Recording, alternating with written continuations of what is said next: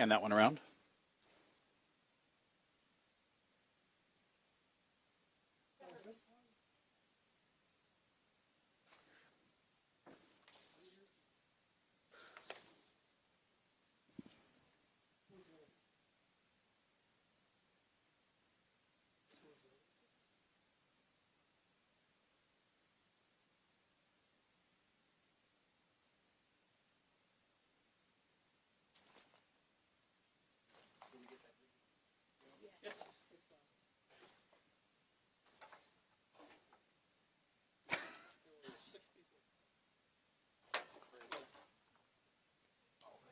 They know we like bourbon and make fun of it.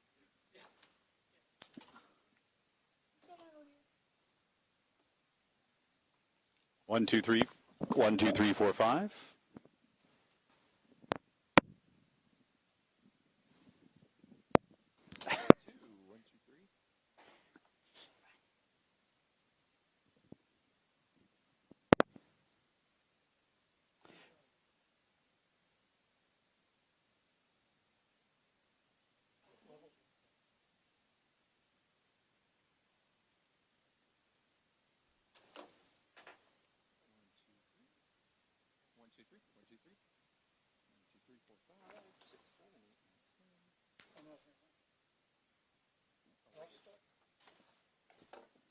Try it again. 1, 2, 3, 4, 5.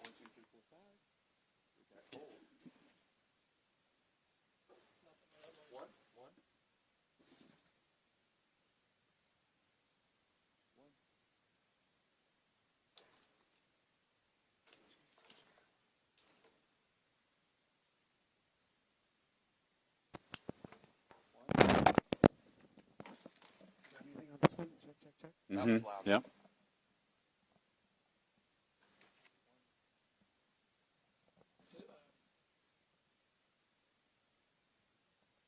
Oh, okay. That was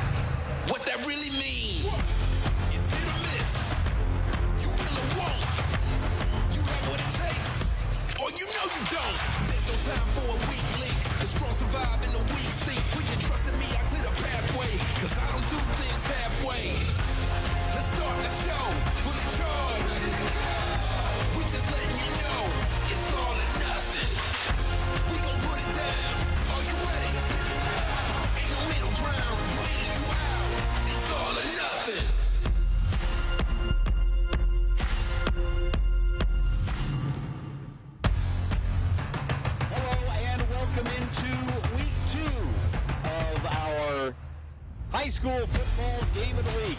And this week we head to St. Johns County as Ponte Vedra visits Bartram Trail, a matchup of a couple of teams with lots of heritage and a lot of rivalry history between the two of them. I'm Cole Pepper along with Justin Ball.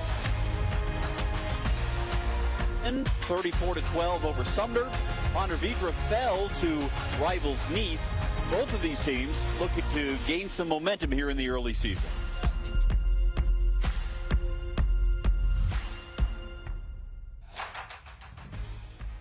Fight a bit of that in its history against Ponte Vedra. They lead that series 12-2 and started way back in 2008, Ponte Vedra's first season, 56-6 win. Ponte Vedra was led by Mike Lloyd back in the day, and since then it's been all Bartram Trail. First win from Ponte. Well, as you see how things have progressed throughout the years, Bartram has dominated this largely with Daryl Sutherland as the head coach. Of course, he was the initial head coach at Bartram Trail. Since Corey Johns has taken over the last 2 years, and in his first year last season, a 20-17 victory over PV. So we'll see how it all plays out here today. We do have some stars to keep an eye on throughout the course of this one. There's no doubt about that as this game gets set to start at the Bears Stadium. There are key players that we will be following, including Bartram quarterback Jaden Weatherly. Had a hamstring injury that held him out of the Jamboree against Riverside, but last week you see his numbers. 3 touchdowns and no interceptions last week. But he really isn't the focal point of this offense. The real focal point of the offense comes from Arthur Lewis, the running back. And he's a guy who Corey Johns, the head coach at Bartram Trail, says may be the best running back he's ever coached. On the other side for Ponte Vedra, we'll keep an eye on number 7, Brian Case. Another player to watch. Last year, over 1,100 yards rushing, 21 touchdowns, and in the offseason, Steve Price, the head coach of the Sharks, says Case got bigger and stronger, and they are going to lean on him for some offense here in this game.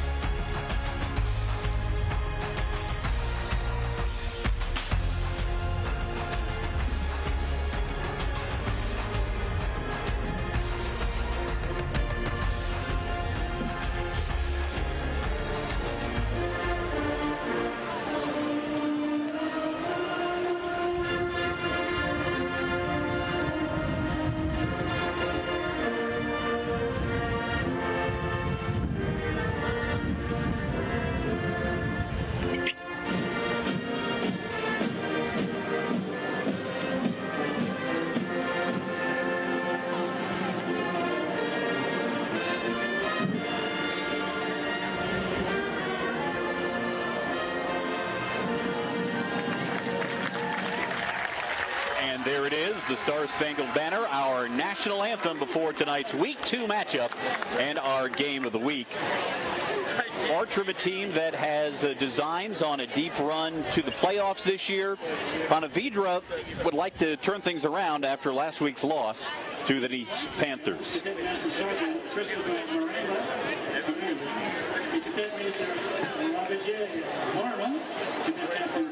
You see, as always, Bartram, a lot of support from the community, and because Bartram Trail is only a short jaunt from Ponte Vedra, on the opposite side of the field, the PV Sharks supporters will be making their presence known as well.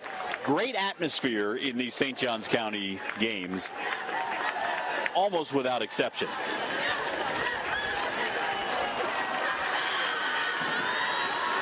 Bears about ready to storm onto the field.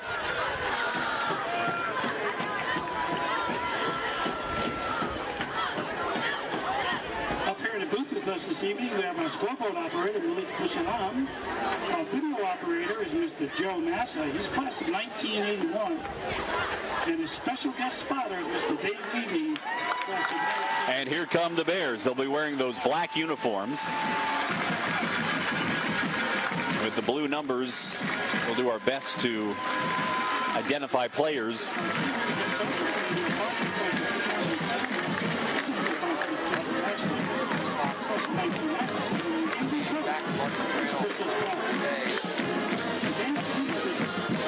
There's no doubt about it.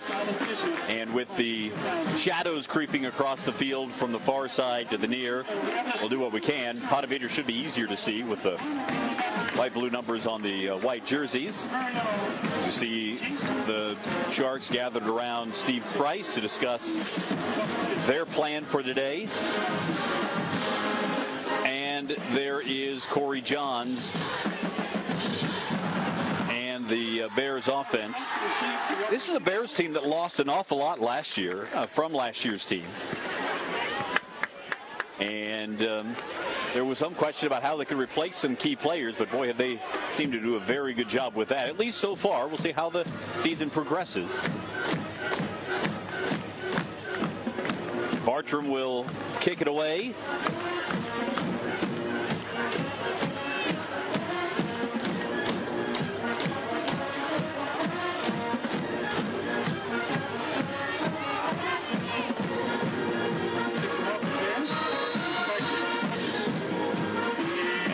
Quarterback for Ponte Vedra, Jack Berquist.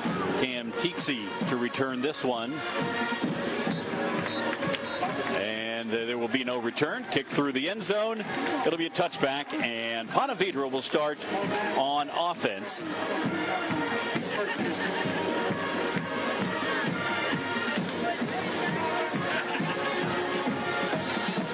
Drew Price, not the son of the head coach Steve Price, although his father Eric is on staff. But last week, not only did he start at quarterback, he also did a fair amount of running, 11 carries for 77 yards. So we'll see if he gets things going here in the early going. Brian Case as well. Quick throw out to the far side. And a short gain for the Sharks. David Doherty with the catch out wide, number 3. Taking a look at it. Price going off of play action.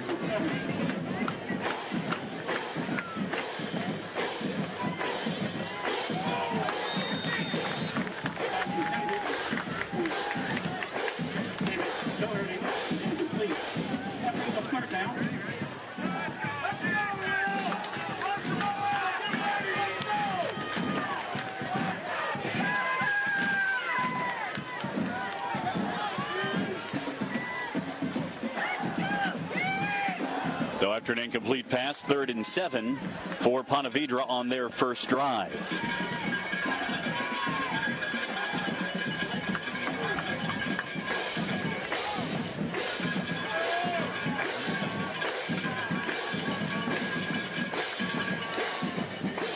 From that pistol formation, quick throw to the near side, caught by Doherty, gets away from a man and has the first down, able to gain up past the 35-yard line to about the 37.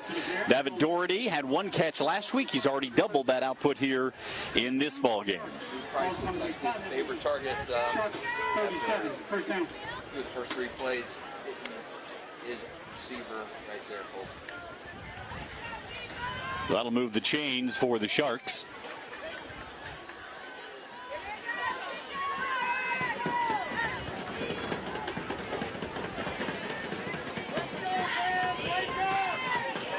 And they'll run a little option play.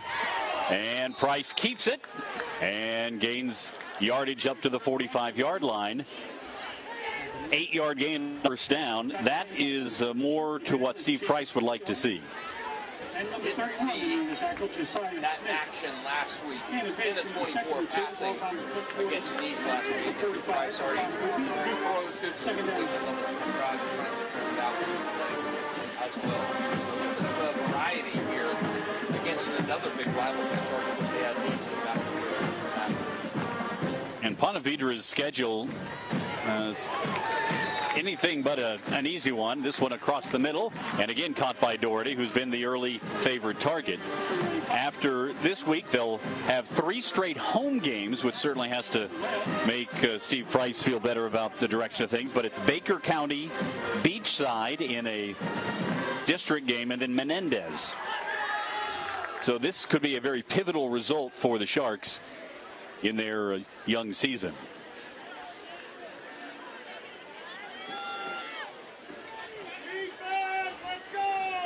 Steve Price told us earlier in the week that the key for his team, protect the football.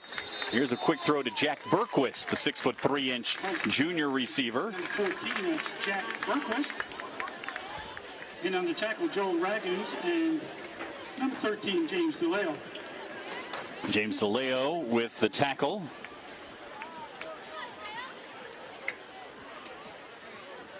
Five-yard gain on the play. Yeah, Price really said he wanted to see his team stay healthy and protect the football. And basically, that's what they want to focus on all season long. They want to win the turnover battle. This one, opportunity for Case to carry it. And gains about 4, so it'll be 3rd down and short coming up.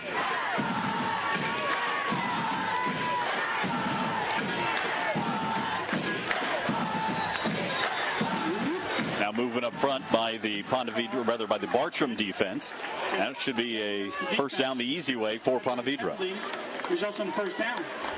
First down, Sharks. Ball's being spotted at the Bartram Trail 34. First down.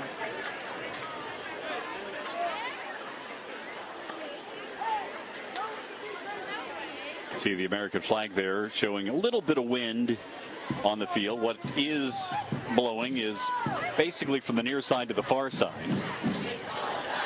At this point, not enough to really impact the passing game or the kicking game likely.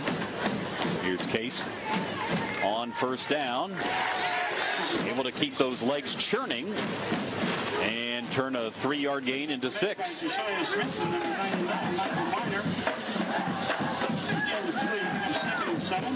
Josiah Smith with the tackle on the play for Bartram Trail. Just take another look at it. Nice job by Case to keep pushing.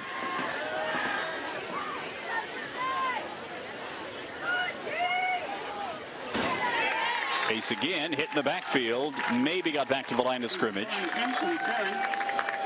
Tackle made by number 99, Michael Miner. Michael Miner made the tackle. This is a defensive front that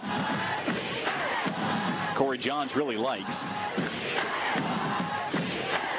Miner, he calls a special pass rusher, and this time he was able to defeat the block up front, Colin Butler. Third down and a short 7. Price going to run it himself, has the first down as he slides down to the 20-yard line. So we mentioned Price's ability to run the football, and he showed it right there.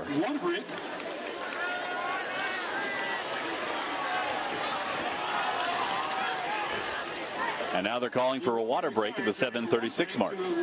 Take your helmets off.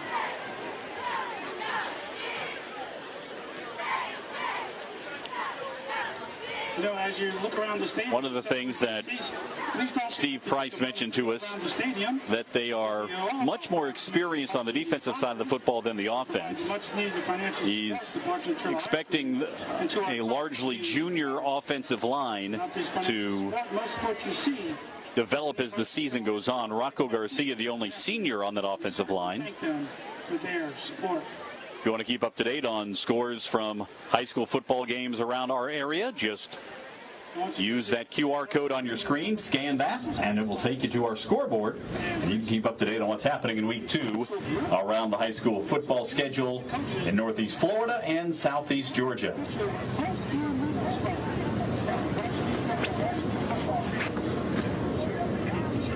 But going back to this offensive line for Ponte Vedra, Price really feels like by the time they hit weeks 4 or 5, they're going to be performing like seniors. And there are usually 2 components to high school football players developing. One is playing time, just being able to get out there and play in the game. The other is developing in the off season. So these guys, 4 out of the 5 have another off season to hit the weights. And a lot of time to play together as a unit. First and 10 now from the 20. And up the middle is Case. Ran for 62 yards a week ago.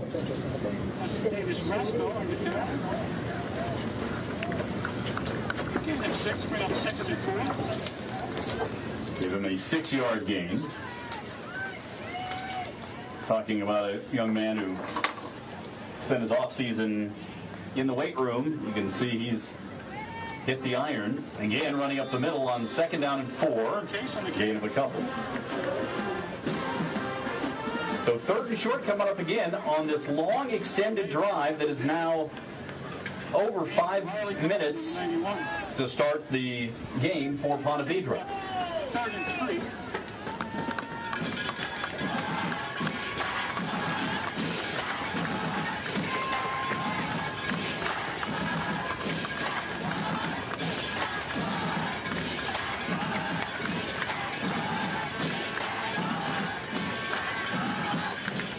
Second and 2. They'll give it to Case again. He'll have another first down, pushing close to the 10-yard line. Yeah, I think he had the first down. Where they mark him. He needed to get just the front edge of that 10-yard line. high-level look here from behind the Bartram Trail defense.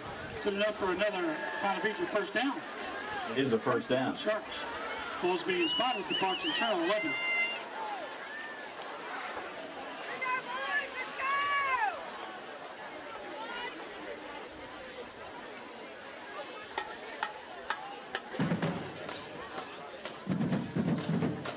Ball control offense utilized so far here has been the short passing game and the running game with pace for Ponte Vedra on their first drive. Pace again has a little steam.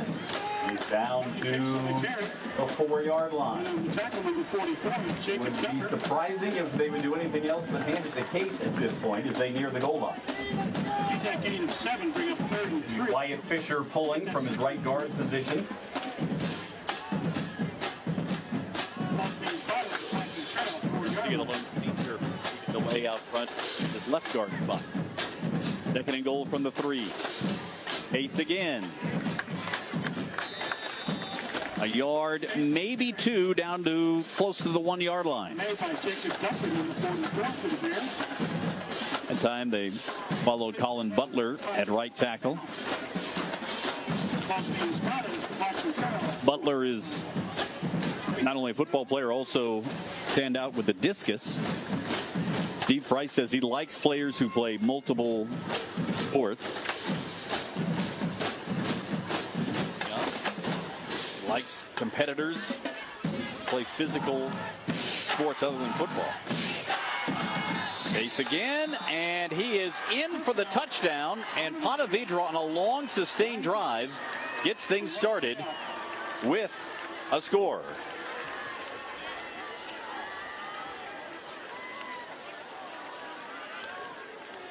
Now, early on, they started the short passing game. Then they relied on Case, and Case takes it in for the first touchdown of the ball game.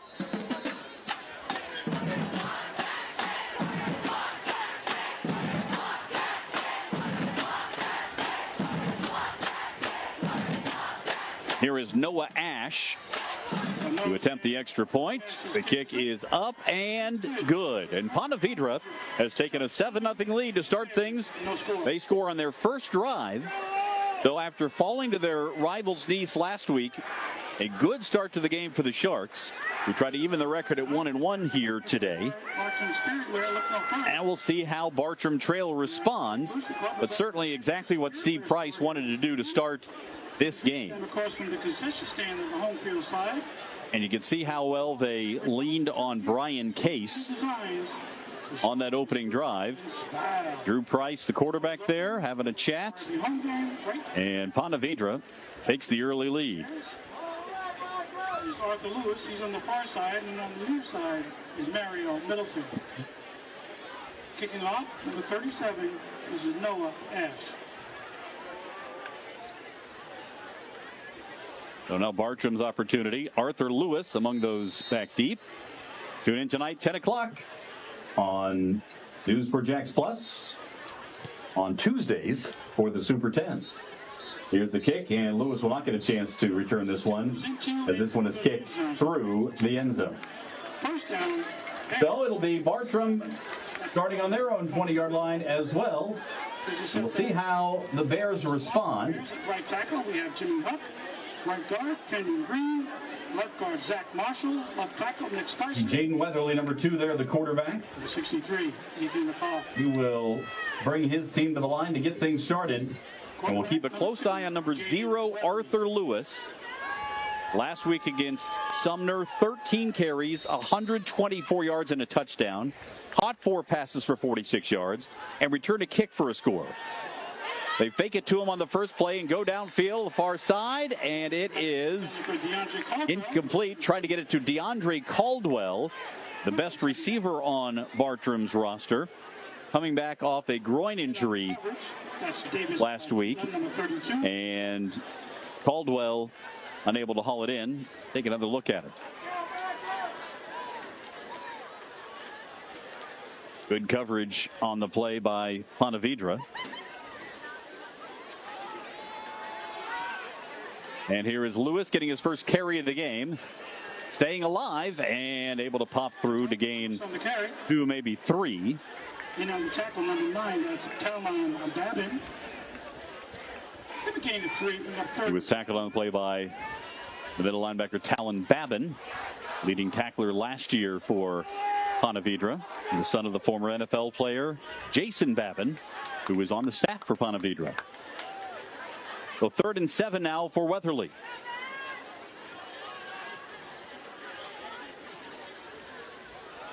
He'll fake the handoff, take it himself. Didn't fool anybody. That Ponte Vedra defense came to play, made a tackle behind the line of scrimmage, and it's 3 and out for Bartram Trail on this first drive. And on the tackle, number 48, that's Robbie Greco. That is exactly the kind of drive that Ponte Vedra defense wanted to deliver after they saw their offense march 80 yards downfield. Jack Berkowitz, number 14 for the Sharks. So Tyler Stegmeyer will come out to punt it away. Jack Berkowitz back to return for PV.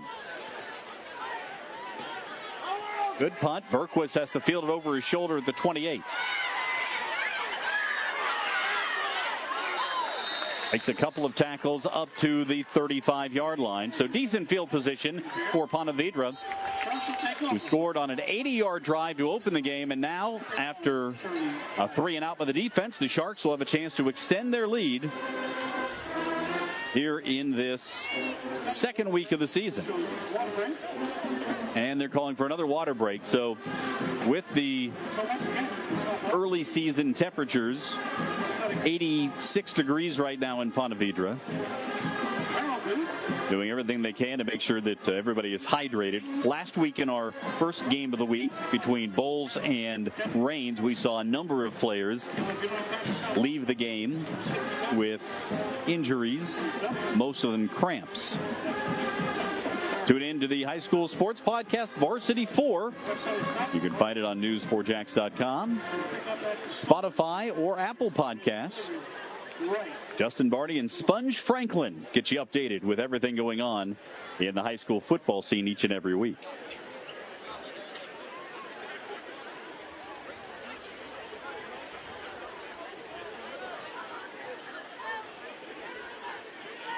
The extended water break going on right now. We'll let you know that next week we will once again see the Bulls Bulldogs as they travel to St. Augustine to take on the Yellow Jackets. That should be a great matchup. Some terrific game of the week matchups on our schedule for the year. So Drew Price once again works from the pistol formation with Brian Case in the backfield along with him. 4 receivers for Ponte Vedra. They'll go up top, and they've got a man open. Doherty makes the catch, but stepped out of bounds. What could have been a big-time play does move the chain. Take another look here. Little out and up pattern by David Doherty, and just couldn't keep those feet in bounds as the ball sailed just a bit. But again, a first down, and after all the ball control early on, setting up the deep ball here for Ponte Vedra. You like the game plan that Steve Price has mapped out. Now the penalty, false start, will march Ponte Vedra back 5 yards. 49-yard line. So brings up 1st and 15. Other than 3 plays, PV has had the ball the entire first quarter. Price continues to work from the pistol. And again, movement up front. So back-to-back false starts for Ponte Vedra. After everything was going their way, the last 2 plays have taken steps backward. Up until the last 2 penalties, I think Steve Price would have told you that everything has worked out exactly as he would like.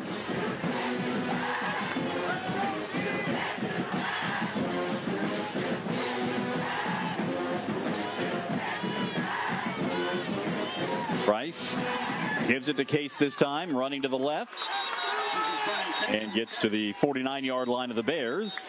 Helmet comes off, so Case will have to adjust the headgear. 3 Bears in there on the tackle. There is Case going out, and Jake Hilly will come in, who hasn't gotten a lot of reps, but they like Hilly has depth behind Brian Case. And there is a late penalty fouled. It's a 5-yard penalty added to the end of the run. A 5-yard face mask called on Ponte Vedra. Make a second and 12. Ball's being spotted at the Bartram Trail. So they move it up to the 46-yard line. And it'll be 2nd down and 12 after the run and the face mask. Case back in there. And they'll throw it. This one is caught and near the 1st down marker.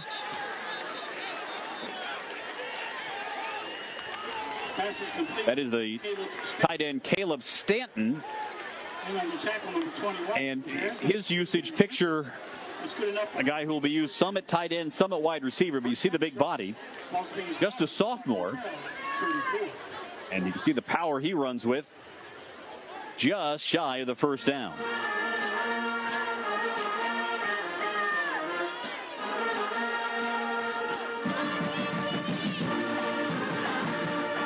They get just back to the original line of scrimmage. They gave him the 1st down, beg your pardon. Gave him the 1st down right at the marker, so 1st down here for Price. Again, Stanton the target. Correction, the pass was incomplete. Brings up 2nd down. They say incomplete, so 2nd down. Stanton was right along that far sideline.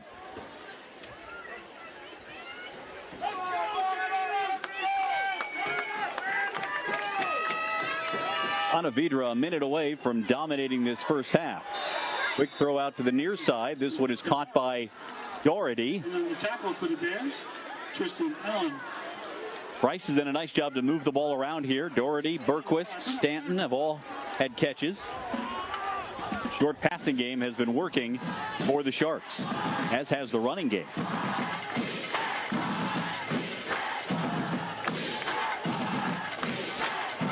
You see Stanton now will work off the line, closest to the ball of the 3 wide receivers of the far side. 3rd down and 5 as the game clock goes inside of 30 seconds to play here in the 1st quarter. Price on the keeper didn't get the 1st down. And on the tackle, Michael Miner, number 99 for the Bears. And they want to bring up the Miner with the tackle once again for the Bears. That will probably be the last play of the quarter.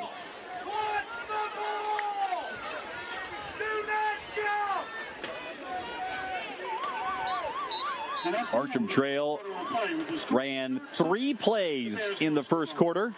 Ponte Vedra dominating 7-0 after 12 minutes of action. Where do we have Julia Bardell? Ella Anderson. That is exactly the kind of quarter that Steve Price would want for his team, coming off a loss to Nice last week. And they'll continue to try to keep things rolling here in the 2nd quarter. Kaylin Carr, where's Carrie's Hollis? Stay up to date on what's happening with the Jaguars with the News4JAX podcast and the News4JAX newsletter. Go to News4JAX.com to sign up for the newsletter. The podcast available on News4JAX.com or wherever you find your favorite podcasts like Apple Podcasts and Spotify.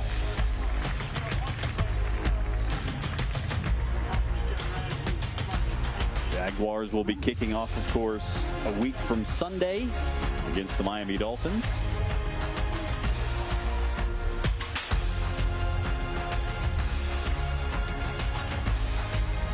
So far, it has been all Ponte Vedra in this 2nd week matchup. This game so often comes down to who wins in the trenches, and Ponte Vedra's offensive line and defensive front have both done a nice job so far. So 4th down and 3, and PV will go for it here. Drew Price in the pistol formation. They'll throw it. Sets up a short one, caught by Brian Case. Case has the first down, and he's out of bounds inside the 15-yard line. So ball control all the way right now for Ponte Vedra.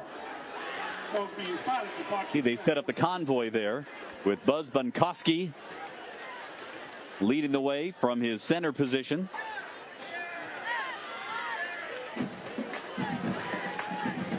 A fresh set of downs for the Sharks.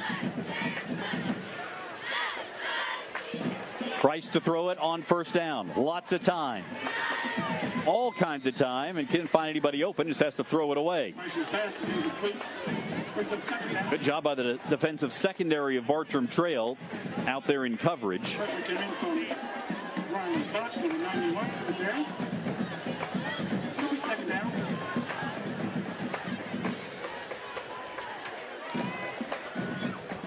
Second down and 10 from the 14.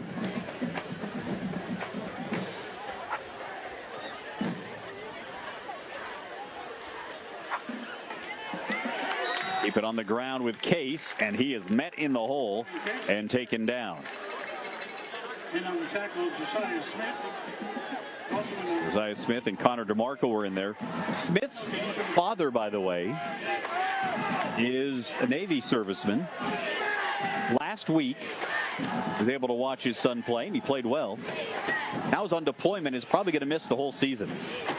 Nice that he had that opportunity, though, to see his son play before he got shipped out.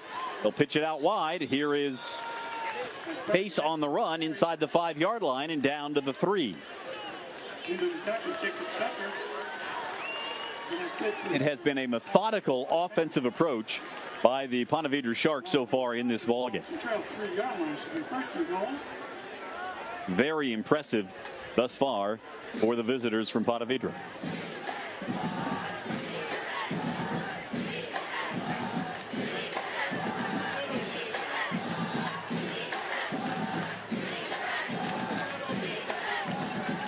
First and goal from the 3 for PV. Let's try to spread out the defense with these 4 wide receivers, but keep a close eye on number 7, Brian Case. Already has 1 touchdown of the ball game. And delay called against Ponte Vedra. Really the only thing going wrong for Ponte Vedra, 3 flags so far on the offense, couple of false starts, and that delay.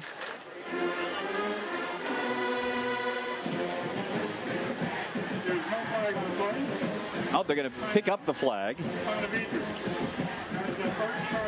because a timeout was called by PV.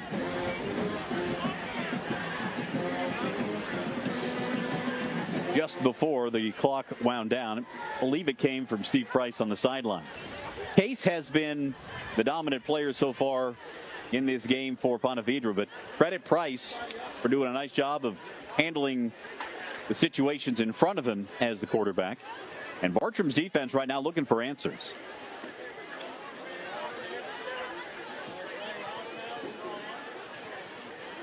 Davis Rasco over there on the right. Safety, first year on varsity. Nice crowd on hand at Bartram Trail.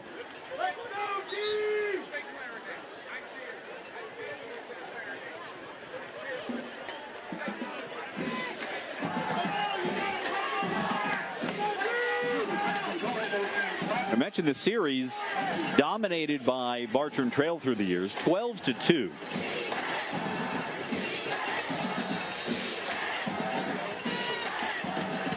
Ponte Vedra players and the alumni know how big a game this is for them. I'll hand it off to the up back, and he's in for the touchdown. They handed it off to J.P. Dolan, usually an outside linebacker, but Dolan, in short yardage, gets the touchdown. So they give it to the linebacker turned fullback, and he's in for the score. What a start to this one for Ponte Vedra.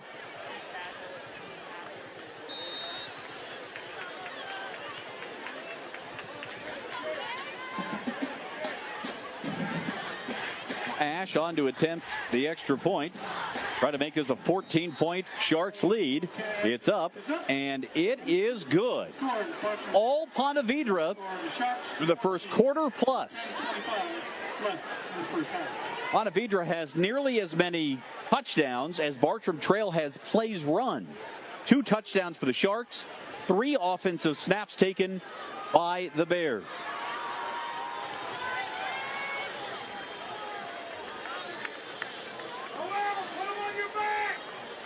Is it too early to signal the upset alert button? Justin Barney's ringing it right now.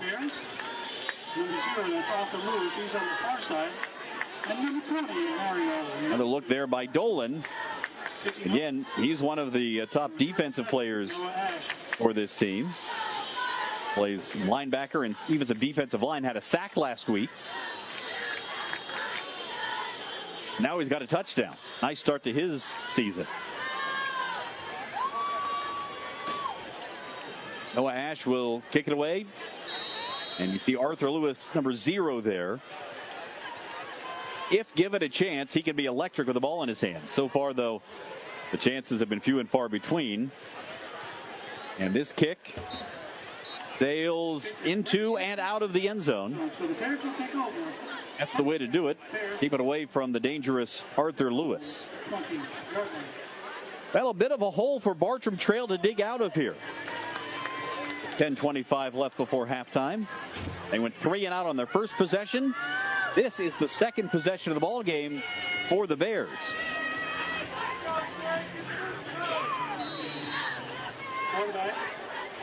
We'll see what Weatherly, Lewis, and company can do. Weatherly to throw on first down. And a little bit low as he tried to get it to DeAndre Caldwell. Caldwell able to go down and grab it. Nice catch by Caldwell off his shoe tops. And it moves the chain. So there's the first down of the game for Bartram on their 4th offensive snap. And it comes with nearly 10 minutes left in the second quarter. Again to Caldwell. And there he goes. Off to the races. DeAndre Caldwell caught from behind. Breaks away. Touchdown. Just like that. Jaden Weatherly to DeAndre Caldwell. And Bartram Trail is on the board.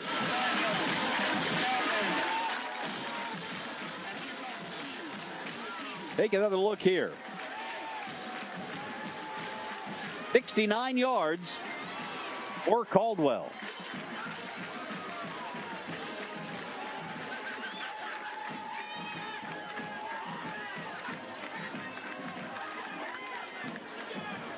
There's the quick strike ability of this Bartram Trail offense. Between Lewis and Caldwell in particular, those two guys can really hurt you, and he did right there.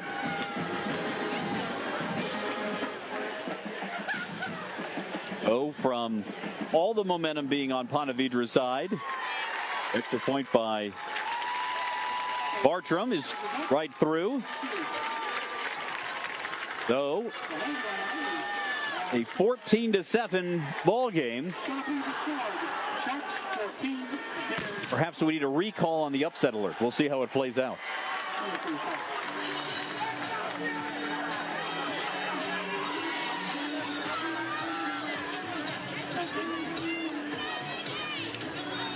Hey, tune in tonight to News4JAX.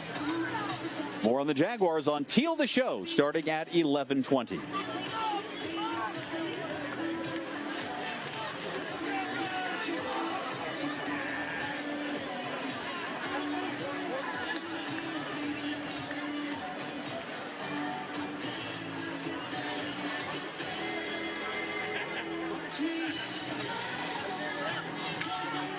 This game has certainly taken on a different complexion after that big touchdown by DeAndre Caldwell.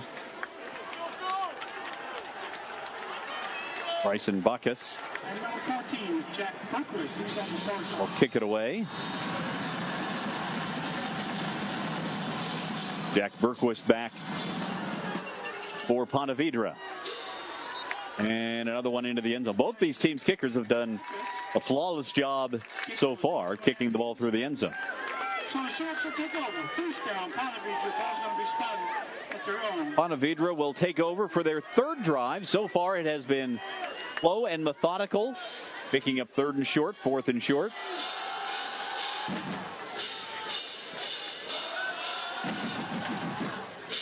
Quarterback number 2, Drew Price. So far, those two, Drew Price, the quarterback, and number 7, Brian Case, the running back, have been dealing out the damage for Ponte Vedra. And Case will take it. Bouncing to the outside and pushes forward for a gain of a couple.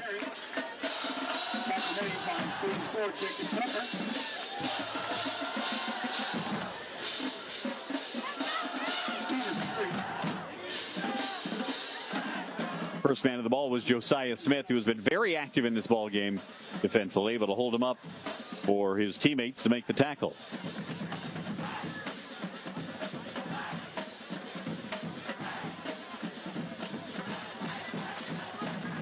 Second down and 7. Price throws short, caught by Doherty.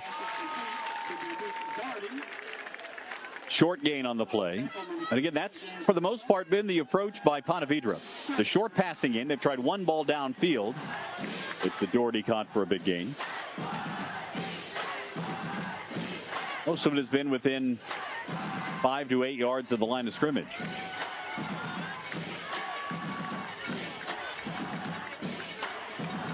It has worked for them so far. 3rd and 3. Another big play here early on in the second quarter for Ponte Vedra on offense. They've delivered on most of these. Here's Case pushing his way forward. Looks like he got the first down. Give credit to that offensive line. Colin Butler, Rocco Garcia, Buzz Bankowski, Wyatt Fisher, and Brody McLeod getting the job done for PV. Brandon Joseph. Timeout. Water break. Another water break timeout as you take another look at Case with the run. He's listed at a 200-pounder and certainly used the brawn there to push his way forward. He's taking on the battle of Longleaf between Creekside and Bartram Trail to see which football game can help raise the most money. All donations will help support this.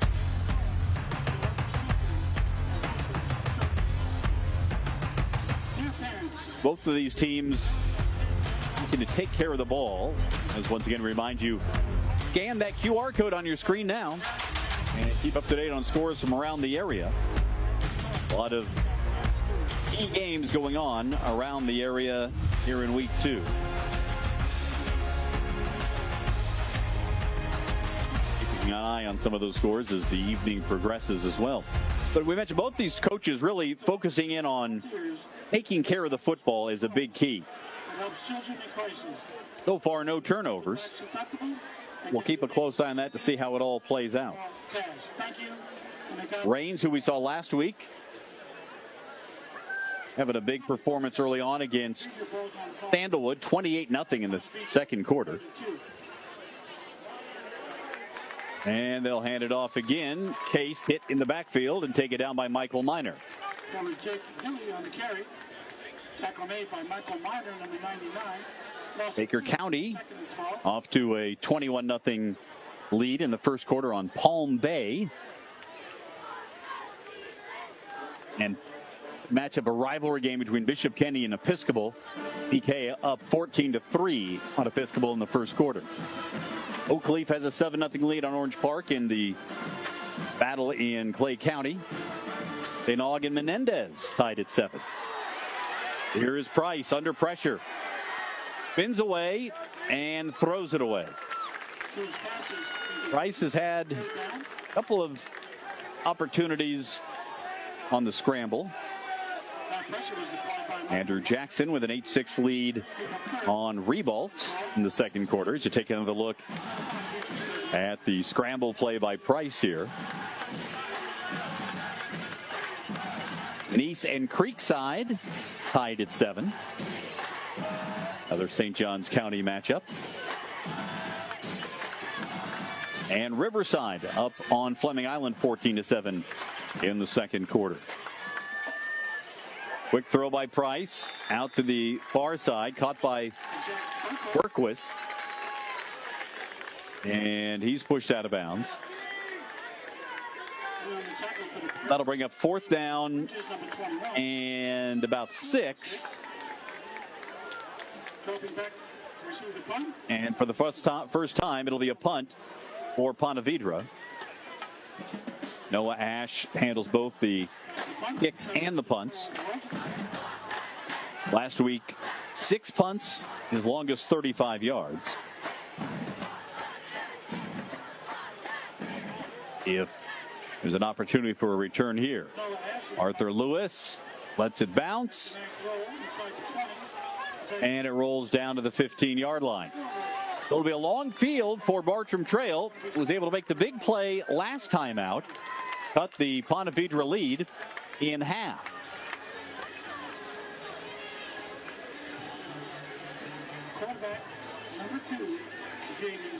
In talking with Corey Johns, the Bartram Trail coach, earlier this week, we talked about the matchups in St. Johns County, and he says really it all goes back to the coaching.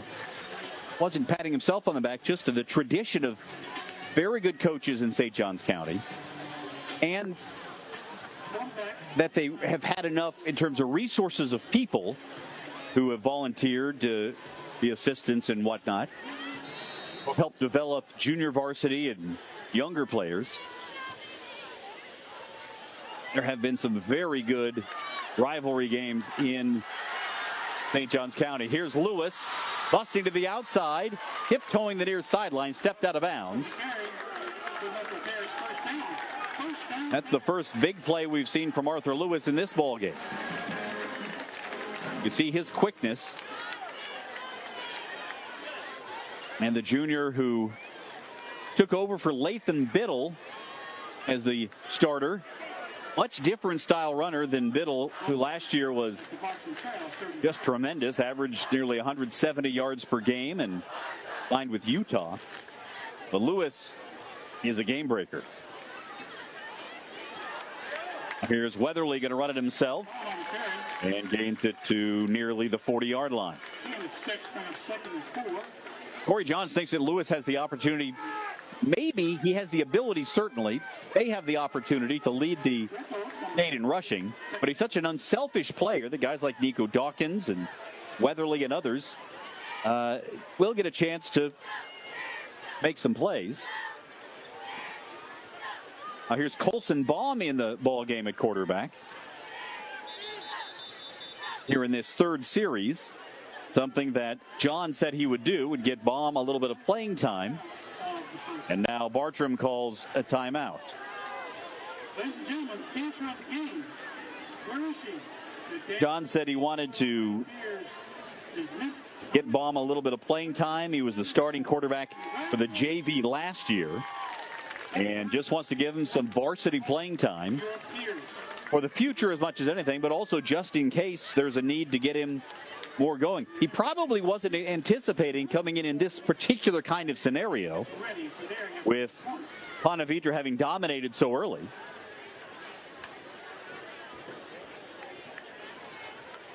C71 Nick Spicer, big left tackle. 4 seniors and a junior on the offensive line for Bartram Trail, including Captain Zach Marshall at right guard. One of those seniors. Last week, the center, Ethan McCall, the only junior on the line, won the O-Lineman of the Week award from the team. So Baum, quick throw out to the right, and not on the same page of the receiver. It's incomplete. I'll bring up 3rd down and a long 4.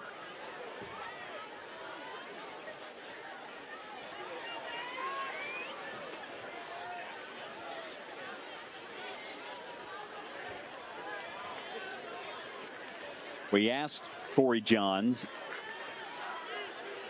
how much he has changed over the last couple of years in terms of internally in the program after Darrell Sutherland's retirement. Baum will run it and has a first down. Took a big hit near the 50. That'll move the chains, and I think that's going to be a helmet-to-helmet contact. And you can see Baum having to adjust the headgear as well. A big focus over the last couple of years has been player safety with those helmet-to-helmet hits. A blow to the head, assessed against the defense. So 15 yards headed to the end of the run. So that'll move it down to near the 35-yard line for Bartram Trail. Coming back in for the Bears, quarterback number 2, Jaden Weatherly. And with Baum taking the blow to the head, he'll come out and Jaden Weatherly will come back in. Take another look at this one.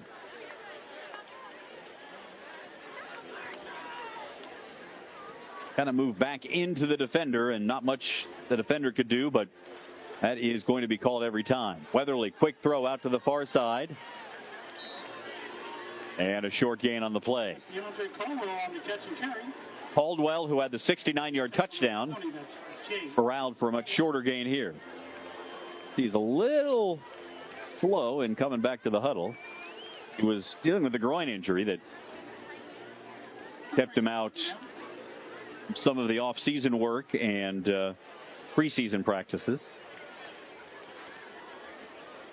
Looks like he's going to stay in the ball game.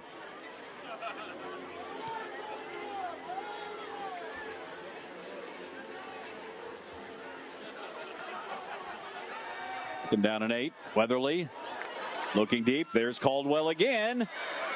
Had a handout and a little bit of contact, but nothing called. Caldwell looking like he wanted that defensive pass interference call. Did not get it.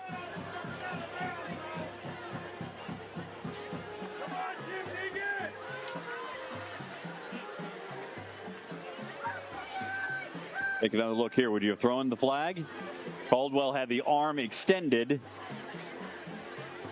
And Davis Latina in coverage.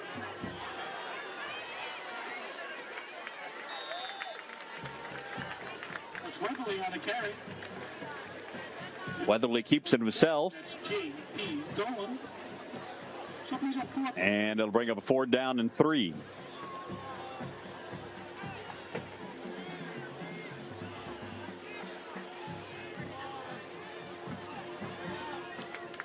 Definitely a go-for-it situation here, considering field position and the game situation.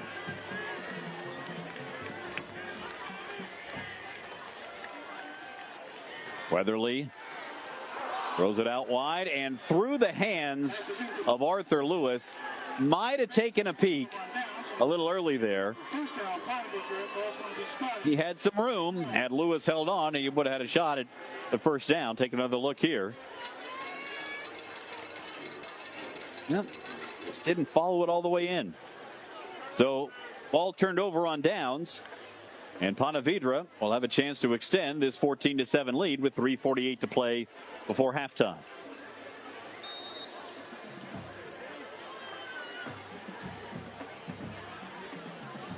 Quarterback number 2, Drew Price. Drew Price, quick throw. Doherty with the catch. An inside move. Lost the football. And it's recovered by Bartram Trail. Well, there's the turnover we talked about. And it gives the Bears new life with 3:39 to play before the break. It's recovered.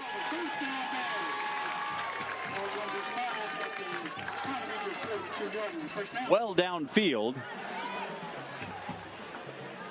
And I apologize, but we don't have a number 44 on the roster.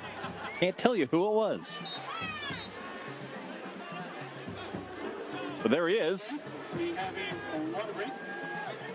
And another water break here with 3:39 to play before halftime. Ponte Vedra had so much momentum in the first quarter plus, and then the big play by Bartram in the passing game with DeAndre Caldwell taking it 69 yards, and then the turnover. And boy, can that turn a game around in a hurry. Next week, as we mentioned, Bowls in St. Augustine. Down in St. Aug. 7 o'clock kickoff, streaming on News4JAX Plus, on the app, News4JAX.com. Justin Barney will have a lot to say next week about that one. Bulls losing the opener last week in the game we brought you after an impressive performance by Reigns.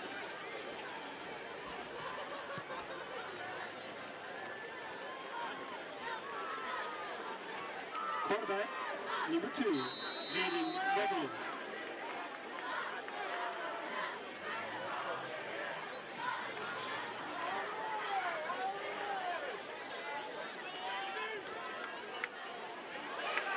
Weatherly will give it off to Lewis. Lewis through the line. This is Arthur Lewis on the And a carry. gain inside the 35-yard line. And on the tackle, number 46, that's Carter Osterson. Gain of 8 in that 2nd and 2.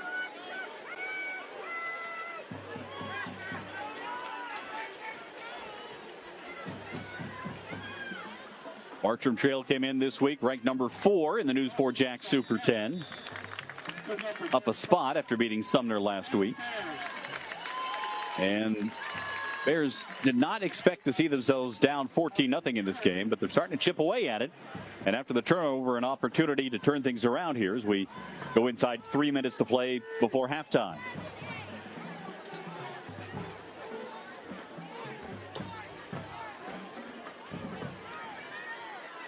Well, plenty of time to keep the running game involved here with Arthur Lewis. Weatherly will give it to him.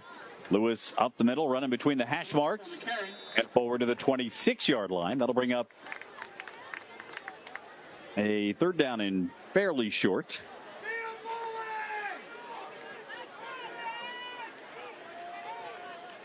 gain of 5. The number 50, Martin Geary, making his presence known there. The defensive tackle who's heading to Colgate.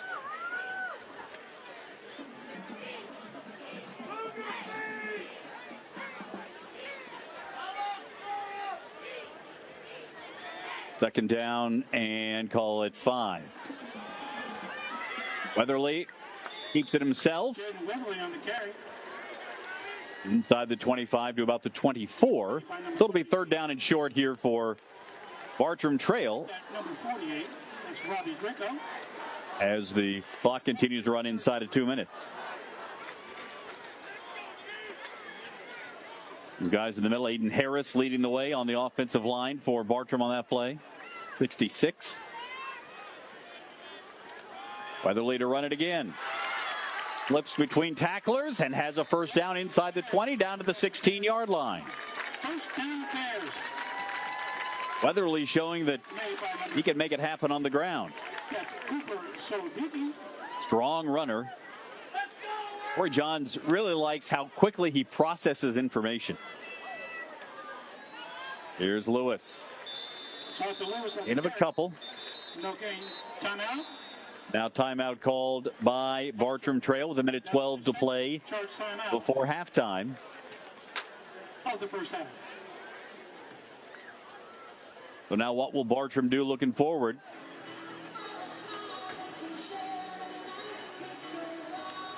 Again, at this point in the game, at this point on the field, the running game is certainly still easily part of the equation. They've also had success throwing the ball to Caldwell.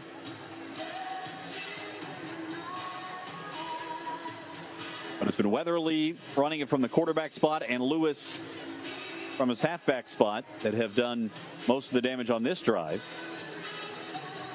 As Bartram tries to capitalize on the turnover.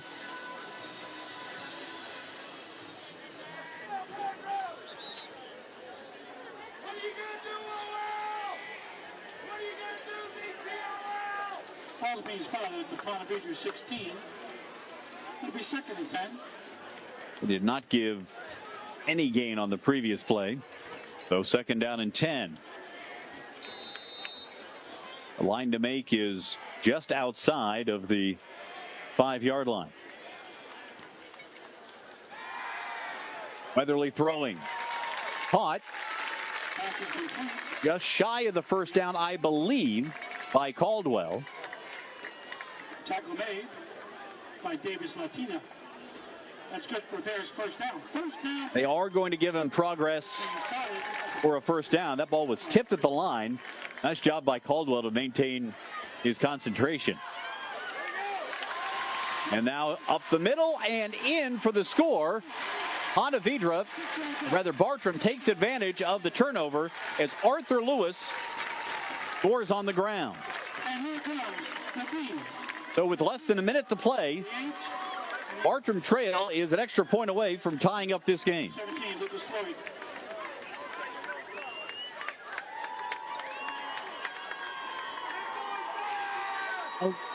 There's a good chance that Stephen Price had the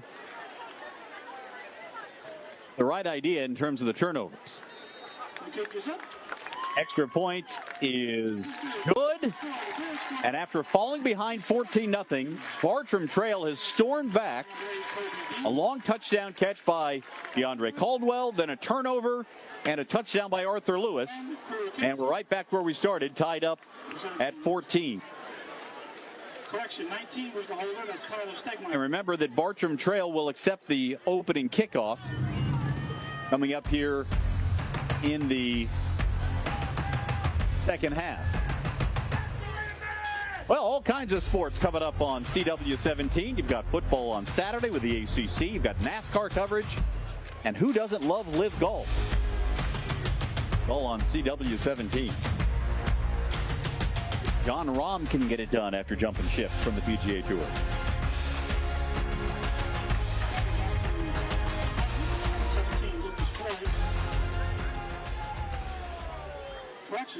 Lucas Floyd will. That's number 29. Bryson Bacchus going to. Beg your pardon. Bryson Bacchus will kick it off for Bartram Trail. And Berquist and Tietze are back to accept this one if they get a chance. They've all been into and back out of the end zone, but this one will be returned from the 3-yard line. And finally taken down out past the 30-yard line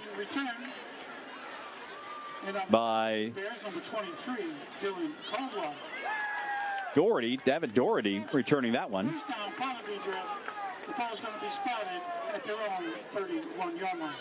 So the clock is against them, but the Sharks will have decent starting field position here as they try to recapture the lead in the last 41 seconds and change before halftime.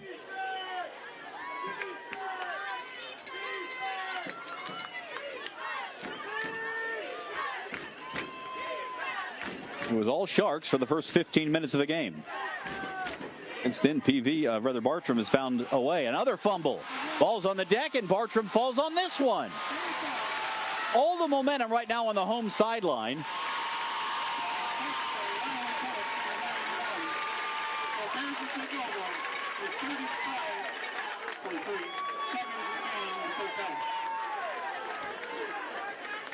Back-to-back offensive snaps. Fumbled away by Ponte Vedra. Parker Davis had the pressure there.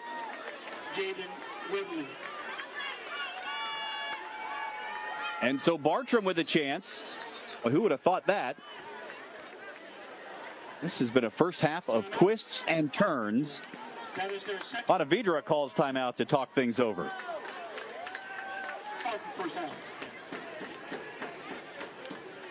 Well, you can't take them with you, and maybe a chance to steady themselves a little bit. But suddenly, Bartram Trail has all the momentum and a huge opportunity to go into halftime with a lead. And again, remember, the Bears will receive the opening kickoff of the second half. So a 2-for-1 opportunity here, thanks to back-to-back turnovers by Ponte Vedra. And I'll take you back to the comments we told you that Steve Price told us.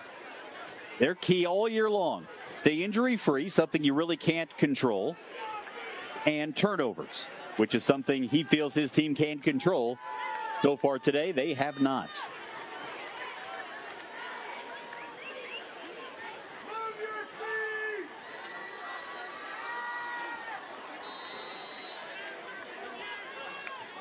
3 receivers to the left and 1 to the right for Bartram. Weatherly sends Lewis out of the backfield, and he will run it. Runs it to the short side of the field. Well defended by Ponte Vedra. And held Weatherly up for a gain of maybe 2. Now Bartram calls timeout. Mason Houseman came in to make that physical tackle. Plays the rover position for Ponte Vedra. Had a 10-tackle performance last week. Longtime local sports fans may recognize that name. His father, Chad Houseman, was a star baseball player at JU. Hit .401 his senior season for the Dolphins. Financial costs incurred to support high school athletics, dance, cheerleading, and band events. The Housemans have become a big lacrosse family as well. And band booster clubs. Become a member today 30 seconds left before halftime. to support 35 sport teams, cheerleading, dance, and the band here at either Bartram Trail or Ponte Vedra. And we thank you for your support. So that was gain of 1. Bartram with the opportunity to take the lead here. Quarterback number 2. No more timeouts remaining for Bartram. So you would think now perhaps it will be the passing game the rest of the way, but we'll see. Weatherly going to throw it here. Little dump off. And that will keep the clock moving. They'll have to hustle up. And now a penalty marker is thrown. Nico Dawkins made the catch, but may get Ponte Vedra for not letting him get back up. Dead ball. Delay a game. Assessed against the team. Exactly what it is.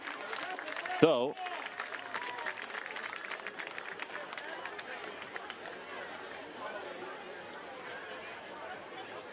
that'll be a first down, but more importantly, for the moment, it stops the clock until the ball is snapped.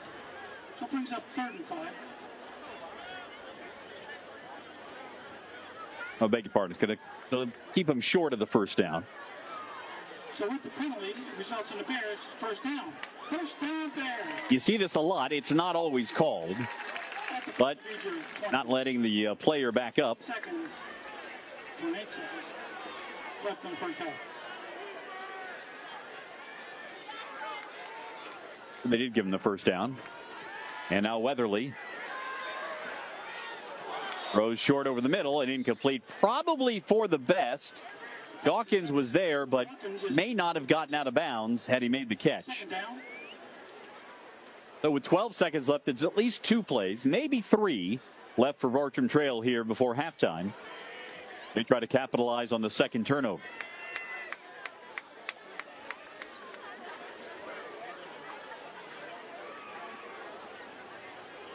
Dawkins over to have a chat along with Weatherly, getting that call from the coaches.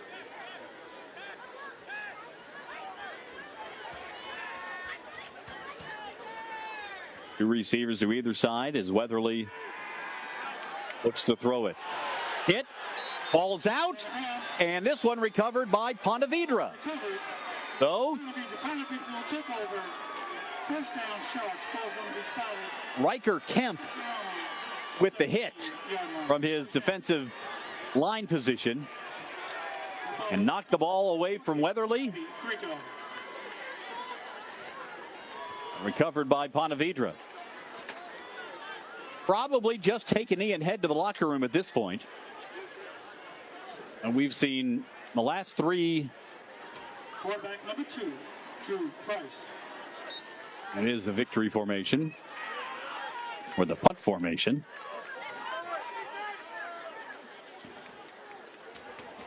This is interesting. All right, there we go. That'll be it for the first half. It has been anything but boring. Ponte Vedra jumped out to the 14-0 lead. Bartram Trail came back with a 69-yard touchdown to DeAndre Caldwell. And after a fumble, Arthur Lewis ran it in. Ponte Vedra and Bartram tied up at 14 at halftime. Take it away, ladies.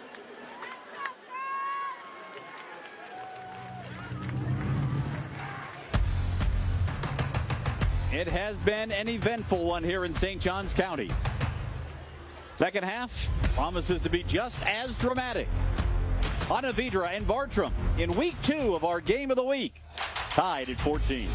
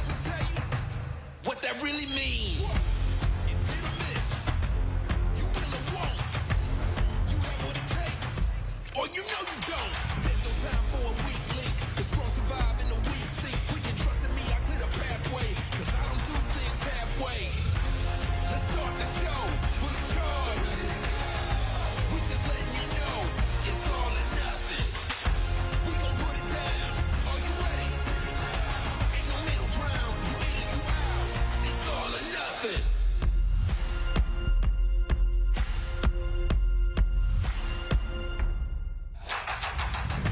I'm not average. Instead, I'm a savage. Beast mode, I'm a beast at it. Cause you cannot teach passion. Hear the footsteps. They coming for you. Hear the footsteps. They coming for you. Hear the footsteps. They coming for you. Hear the footsteps. Let's start the show. Full of charge. We just letting you know it's all or nothing. We gon' put it down. Are you ready? Ain't no middle ground. You in or you out.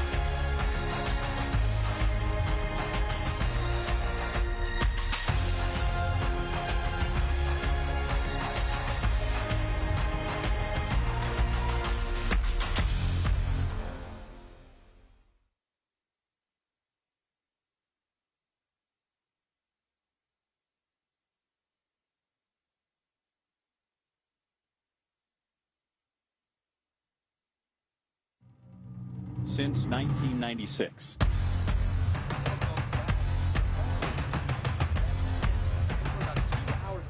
Kicking off our Varsity 4 high school football show, and that's got highlights from everything from around the area. You can catch Jamal St. Cyr and I at 10:30 tonight on News4JAX.com. Also, Channel 4 will have all highlights from around the area. We got a bunch of good ones going on tonight, including the one you're watching right now. And for all scores and updates involving all area teams, hit that QR code on your screen right now, and that'll take you to a scoreboard of all the action around the area. We got a bunch of good teams, a bunch of good battles tonight. Mandarin 28 over Atlantic Coast, Reigns 35-0 over Sandalwood. You can find those scores and more by hitting that QR code on your screen right now. All right, Justin, you didn't get a chance to weigh in much in that first half. Well, what did you think of the twists and turns of this one in St. Johns County? I was technically challenged in that first half, but I got to take in a lot of it and listen to you calling the game, but really a time of momentum swings in that first half, Cole. It seemed like Ponte Vedra controlled things for about the first 12 minutes, and then a battle of back and forth after that, but a great game brewing here. Well, if you missed the first half, here's how it all went down earlier today. And it was Ponte Vedra really controlling the game on both sides of the football through the first quarter plus. David Doherty there with a long catch. And Drew Price, very efficient, including utilizing Brian Case through the air and on the ground. And Case carrying most of the load for Ponte Vedra in that first half. Finished with 15 carries, 52 yards. J.P. Dolan got a touchdown. And it wasn't until DeAndre Caldwell broke free for a 69-yard touchdown that Bartram showed signs of life. But after that, they really fought back. Really nice to see DeAndre on that play stay in bounds. Thought he was going out of bounds on that touchdown, but a lot of good plays here, both teams. A lot of turnovers, too. Yeah, it was clean until about the last 5 minutes of the half, and then the turnover by Ponte Vedra led to a Arthur Lewis touchdown. Lewis had 7 carries for 45 yards and the score in the first half. And then Ponte Vedra once again lost the football as Parker Davis forced the fumble. But they could not capitalize because of the big hit there by Riker Kemp. Hit of the night delivered by Riker Kemp, a excellent lacrosse player too. A lot of two-sport athletes on both of these teams. I think we are set up good for a excellent second half in this St. Johns County heavyweight battle. It's so interesting in the early stages of let's say the first 3 weeks of the high school football season. You have expectations based on what a team did last year, how many returning players they have coming back, maybe some transfers in, as well as sort of the historical expectation. Coming into this game, based on what Ponte Vedra did last week, losing to Nice, Bartram, fairly easy win over Sumner, a team that had 12 wins last year, although they seem to be retooling a bit. I think a lot of folks would have thought this would have been Bartram all the way, but boy, Ponte Vedra really made a statement early on. Yeah, and I think what Ponte Vedra has done extremely well is keep the ball out of Bartram Trail's possession. I mean, they had 14 points. Bartram Trail, by that time, had run 3 offensive plays. So I think it's been keep away, neutralize that big Bartram attack of Arthur Lewis and Jaden Weatherly and DeAndre Caldwell by not giving them the ball. And then you give them the ball on short field twice, and it's led to an easy touchdown. Of course, we had the big long play from Jaden Weatherly to DeAndre Caldwell there, and 69-yard touchdown. A lot of good events going on right now. And that's the time to remind you that we've got our high school sports podcast, the Varsity 4 podcast, coming to you every Tuesday. Myself and Sponge Franklin kick around all the high school news and notes and notables from the week that just passed and the week ahead. You can catch that wherever your favorite podcasts are found. Always love Sponge's perspective, little inside information too. Right. He's plugged in. Right. Sponge is there. And we've got our Super 10 that's always a staple of our Tuesday night show on the 10 o'clock news. We've got all of our updated rankings that's coming to you in the Sportscast at 10 o'clock on Tuesday night. You can catch that at News4JAX.com, News4JAX Plus, and WJXT Channel 4. All kinds of places to get your high school football news. This is a great time to talk about that Super 10, Justin. Last week, Mandarin debuted at number 1, and they put up 57. So you're going to keep them at number 1, no doubt there. St. Aug stayed at number 2 after putting up 42 on Palatka. But Rains, with their performance against Bowles, jumped up to number 3 in the rankings. Bartram Trail came in at number 4. So we have seen some of the top teams already here in the young season put up some very impressive performances. Getting a chance to see those again tonight. Got St. Augustine up on rival Menendez. Mandarin winning big against rival Atlantic Coast. Bradford up on Denellen at the half. Rains, of course, is Rains. They're putting the beating on Sandalwood. And, of course, this one right here we're watching. Bowles up on Trinity Christian at half. Nice and Oakleaf both winning their games tonight. So a lot of moving parts. We had 4 new teams in the Super 10 this week, and we'll update you later on tonight and also on Tuesday night. But a good one here. I can't say it enough. Ponte Vedra and Bartram, always a great game. Yeah, and one other bit of high school football news from this week. From the number 1 team, Jamie French, the wide receiver, committing to the University of Texas. And, boy, has he been a stud basically since he started playing football at Mandarin. Yeah, fantastic receiver. And, yes, his name is French with 2 Fs. I get questions about that often. It's Jamie French with 2 Fs. Striking fear into the hearts of defensive backs everywhere. Arthur Lewis on the return. And Lewis brings it out to about the 20-yard line, and that's where Bartram Trail will begin. Boy, golden opportunity for Bartram to score and get the ball, but they could not hold on to the football there late in the half. We'll see if that becomes a factor as the game progresses. Interesting to see Ponte Vedra actually kick it to Arthur Lewis. We talked to Corey Johns earlier in the week. He was going to be surprised if teams elected to kick it to Arthur. He had a kickoff return for a touchdown last week, and quite a few of those last year. Saw him return a kickoff for a touchdown. And the Oakleaf game last year turned into a shootout. He is a fantastic, multifaceted offensive weapon for the Bears. Well, they've moved the ball back to about the 16-yard line. Well, correction, ball's being spotted at the 15-yard line. First down Bears. Interesting. All right. Initially, they had spotted it at the 20. But nonetheless, it'll be 1st and 10 for Bartram Trail to open the third quarter. Here is Lewis. Nothing doing in the heart of the Ponte Vedra defense. Martin Geary was in there to make the tackle, along with Finn Day, who came up from his stinger position. You see Geary, number 50. 280-pounder in the middle of the line. The thing with Bartram Trail, they has not had the ball tonight that often when you have a dangerous offense, and Ponte Vedra is certainly limiting that tonight. Weatherly to throw it. Looking downfield for Caldwell, who's got it. He has the first down at the 35-yard line on the in-cut. Caldwell over 100 yards receiving now. He had 4 catches for 92 yards in that first half. Looked like he was a little ginger getting up again. He had that catch late in the first half where it looked like he was a little, I don't know if his hamstrings are bothering him or what, but looked like he was a little ginger getting up there. And we mentioned that he had a groin injury he returned from last week. Lewis hitting the backfield, and down he goes.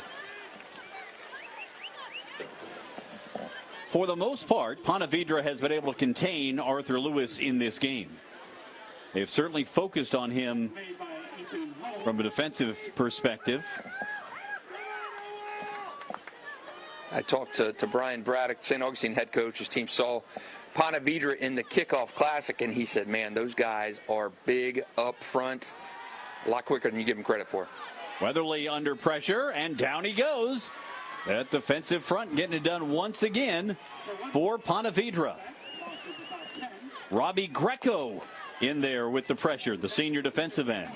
Bartram facing that constant pressure tonight. Riker Kemp in there as well.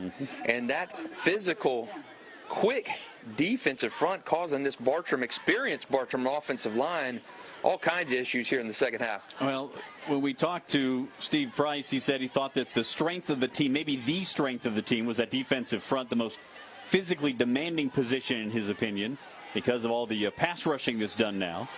But they have played very well so far in this ballgame. And a stop there on Nico Dawkins. And this is a much different offense. People who are familiar with Bartram Trail and its history have been accustomed to seeing a passing offense, a quarterback and receivers 3 and 4 wide. And Bartram Trail been affectionately called quarterback high. And Corey Johns runs a little bit different of an offense than his predecessor, Darrell Sutherland. A lot more quick stuff, a lot more running attack. Here is the punt. It will drop and go out of bounds. And there will be good field position for Ponte Vedra. So after a little bit of progress by the Bartram offense, that Ponte Vedra front got things going. And now we'll see if PV can do what they did in the first half, particularly in the first quarter, and that is sustain a drive. The first 2 drives, very impressive, converting on 3rd and short and 4th and short, and able to lead to touchdowns in their first 2 possessions, but nothing since. Here is Price. He will pitch it out to Case, coming to the near side, turns the corner, and is bumped out of bounds, close to the first down. Brian Case was an 1,100-yard back last year, 21 rushing touchdowns, had about 265 receiving too, and he's shown tonight that he can catch the ball out of the backfield. Bartram has got his number circled, and he is doing well tonight. Drew Price playing well too after a 10 of 24 passing game last week. He has been effective tonight, even on the occasional play where he's called his own number. He had a big scramble on Ponte Vedra's first drive to get a first down. Yeah, he's already completed more passes and for more yards in the first half than he did all of last week's game against Nice. This time they give it on the end around to David Doherty. David has been very active tonight in this offense. He caught more passes on the first 3 plays of the game than he had all of last week. So getting that young man involved and run the ball with Brian Case as well. Now in the no huddle, Price will now look to the sideline on 2nd and 7. It's been a very deliberate offensive approach by Ponte Vedra in this game. The 2 turnovers really changed the texture of things in the first half. Trying to get away, Price throws short. It is caught near the sideline by Cam Teetsy, the sophomore. And Price doing very well when he's faced with that rush. The end of the first half, he had a play where he just threw the ball out of bounds rather than take the sack. And right there, knew he was in trouble and got it quickly to his guy, Cam Teetsy. But very impressed with Ponte Vedra tonight, playing to their strengths, ball control, limiting Bartram's touches. You'd like to have the 2 plays back where you lost the ball for your Steve Price, but I think very well tonight in what they want to do. Now, I think the game plan has been excellent. And as you mentioned, just those 2 plays really holding them back. Quick throw to the near side and breaking away. There he goes into the end zone. Touchdown, Cam Teetsy. So he goes right back to Cam. Cam was out of bounds on the play before, but not that one. Broke 2 tackles, and that's going to come up in film study next week for Corey Johns. You got to wrap up your guy and bring him down. A case of a missed tackle there leading to a touchdown for the Sharks. And again, it's the short passing game that has really been the calling card for the Sharks. And Teetsy, who wasn't much of a factor in the first half, has 2 catches, 1 for a touchdown on the first possession of the second half for the Sharks. 3 guys around him, none of them bring him down. Great move there to spin and get out of that. And it looked like the 2 Bartram defenders that were coming in for the tackle collided. And great play there. Great sustained drive for the Sharks. Here's Brandon Klatsko with the extra point. And he boots it through. There are 2 kickers used by Ponte Vedra. Ash, who we saw in the first half, and now Klatsko with his PAT. And Ponte Vedra has a 7-point lead once again, 21-14. It's such a different offense this year than what you're used to seeing at Bartram Trail. Last year, Lathan Biddle led the state of Florida in rushing. He was our offensive player of the year. Guy ran for over 2,000 yards against the schedule that Bartram played, which was just unbelievable. It's the 8th highest local rushing total in the last 15 years by an area player. Switching gears to Jaguars football coming up tonight. We talk to Jamal St. Cyr and Alessandra Pontbriand talking about the roster cuts, what fans can look for in the episode of Teal the Show tonight. That's at 11:20 on Channel 4. Well, once again, Bartram Trail is going to have to try to come from behind. They were down 14-0 in the early second quarter. Came back to tie it up. Now it's 21-14 as Ponte Vedra gets set to boot it away. And we'll see if Arthur Lewis gets a chance to get his hands on this one. They did kick it to him last time. So we'll see. This game was 14-0 Ponte Vedra, and then Bartram came back with that 69-yard touchdown strike just about in the blink of an eye. So we know what they can do.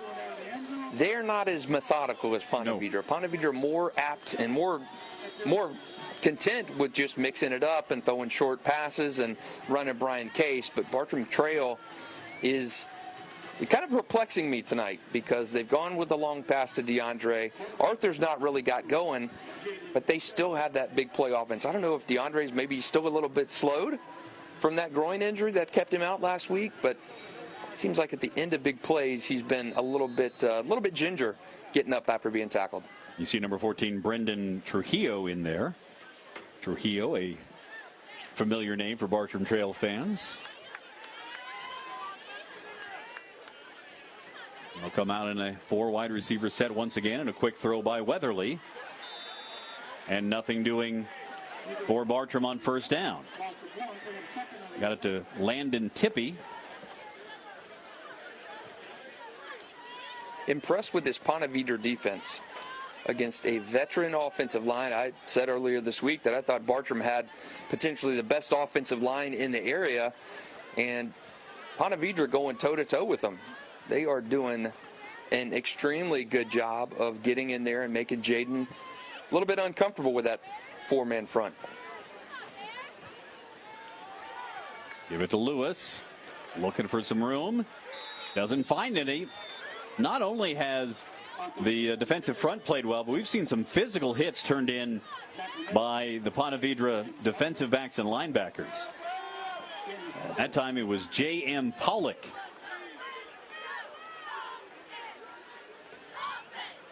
I go back to the conversation with St. Augustine coach Brian Braddock. He said those guys are physical, they're tough, they're fast. And that is been to a T tonight. Other than the one big busted play, that 69-yard touchdown, Ponte Vedra's defense has really done well against the Bears. Well, 3rd down and 8. Weatherly under pressure again. This time he escapes. Tries to lower the boom. Gets forward to close to the 30-yard line. And is going to be shy of the first down. Now do you roll the dice? He invited, looked like Talon Babin, to come in and engage him on the tackle.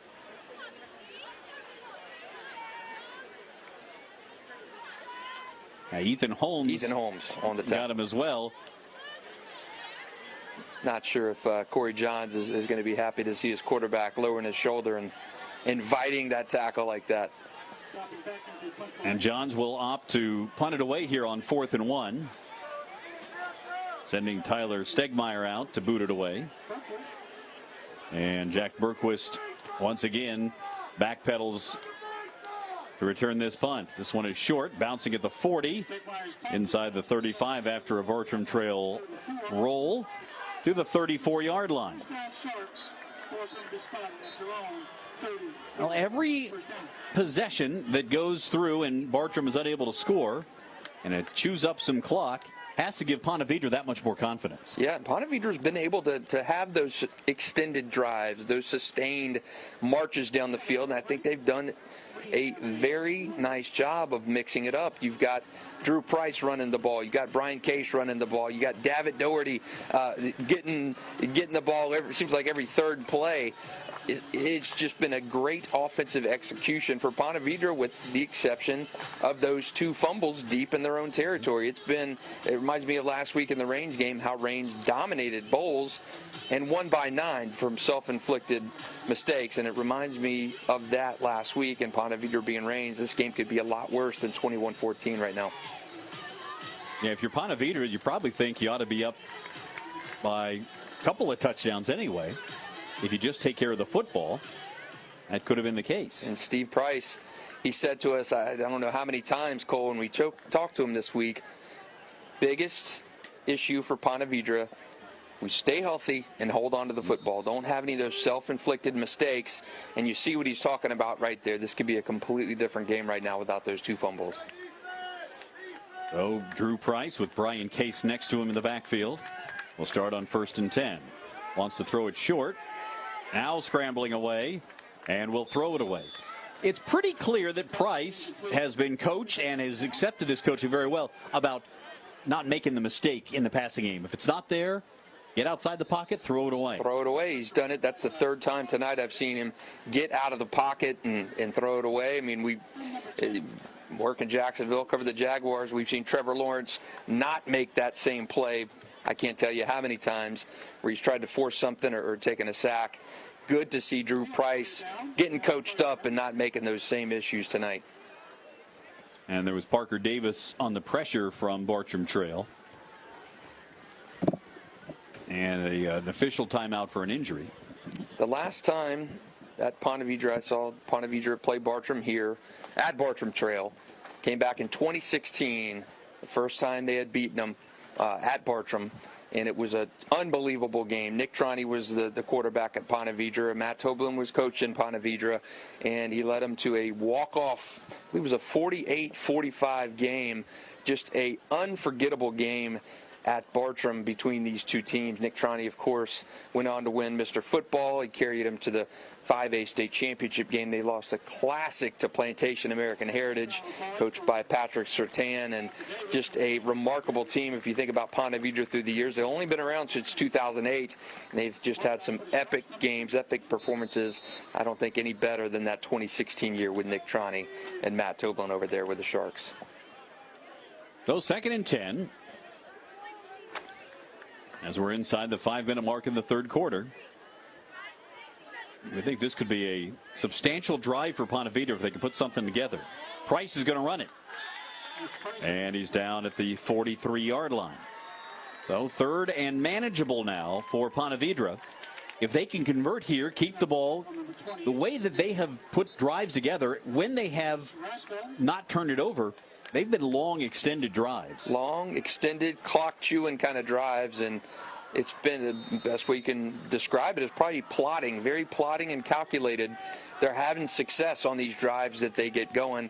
Not throwing that ball deep like we saw earlier. It's been short, it's been runs right past that line of scrimmage the plays have been setting up. 3rd down and a yard. You would think Price will be the focus here.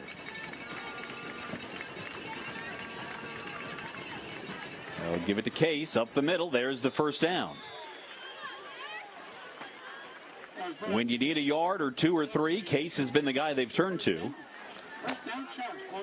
When you got an 1,100-yard senior back coming off a 21-touchdown season, he's the biggest thing you got returning on offense. You got to ride him as much as you can, and he is delivering each week. And I tell you, the Nice win over Ponte Vedra last week, looking more impressive. Nice up on Creekside tonight, and Brian struggled to get going last week in the game, and he is making amends tonight. 62 yards last week. He had 52 in the first half this week. They go over the top, and a leaping catch not held on to on that high ball. And Case tried to bring it down. A good defensive effort by Bartram Trail. And once again, our guy 44, who we don't have on the roster, made another good play, whoever he is. You know, and Brian Case would have not been the biggest guy coming back. Would have been Lane and Akla, the tight end, all area selection last year for us, and he moved out of the area. Here's Case running the football. Dives forward to the 46-yard line.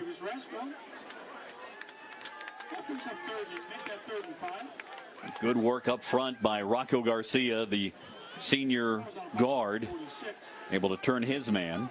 Talked a lot about the Bartram Trail offensive line and have all offseason, but man, Ponte Vedra's line doing exceptional tonight. We mentioned this is a group that will be together for the most part next year with 4 juniors and then Garcia, the lone senior. This time, Price will keep it himself. He has a 1st down on 3rd and 4.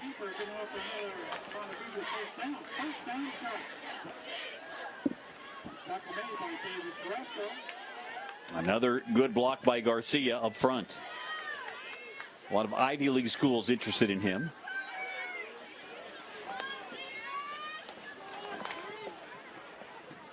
So he's a good football player and doing well in the classroom too, obviously. 1st and 10. And whistles blow and flags fly at the snap. Just a very patient offense tonight. Very patient, very methodical, and successful too on these short runs. The plays that you don't think go for 8, 9, 10 yards are going for that distance tonight. Credit to that, the big guys down in the trenches for Ponte Vedra doing a very nice job of moving that Bear defense around and letting Brian and letting Drew find those holes. So 4 wide receivers once again on 1st and 15. Price will throw it. Looking long downfield. There's some contact. There's the flag. Trying to get it to Jack Berquist. And he was interfered with down that far sideline.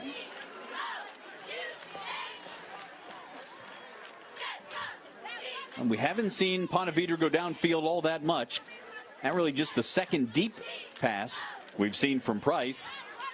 But it's been effective when they've gone to it. Very short, very sustained offensive attack, be it the ground game or the short passes to the sideline like we saw earlier that set up a touchdown pass. And it was more of a good play, I think, by Cam Teetsy down the sideline that led to Ponte Vedra's last touchdown than anything. He made 2 guys miss and shook off another tackle. So those short intermediate plays are working with extreme precision tonight for this Sharks offense.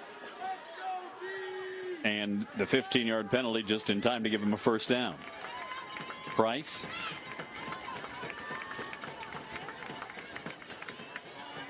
Well handed off. And Case working his way down inside the 20.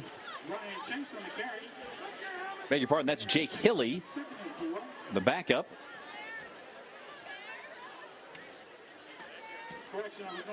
Steve Price said he liked Hilly's potential, just hasn't gotten a lot of reps because he's been behind Case and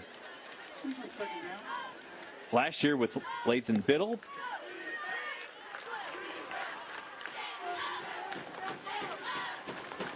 Second down and 3 after the 7-yard gain. And again, whistles at the snap. Steve Price has done very nice coming down to Ponte Vedra. Of course, he was had success at every stop he's been at, including 9 seasons at Tallahassee, North Florida Christian. Area fans know that name well. They and UC turned in some dominant games, usually the playoffs. But Steve led NFC to a state championship, so he has got that pedigree. He's coached up in Georgia, and he got to coach his son Trooper here at Ponte Vedra. A nice job of really building something here at Ponte Vedra and taking what was there and building something down here. It's his 4th season. Yeah, it was not an easy act to follow in Matt Toblin, who had really taken the program to the next level. And then Toblin, of course, took the job at Bowles and has had great success there. But there are a lot of jobs that you look at and you say, well, it's all any kind of progress would be worthy. This was already a program that had developed to a pretty good level, and Price has taken over and trying to take it up another notch. Yeah, and doing that in St. Johns County, you go into a field that included at the time Darryl Sutherland when he arrived, and Brian Braddock has done great at St. Augustine, Sean McIntyre at Creekside. So you go into a county that's already kind of brimming with success and sustained excellence and continuity at these programs, and he has really kept this program humming right along. And credit to Steve, that is not always an easy thing to do, especially in a small county where a lot of these schools have already had that success.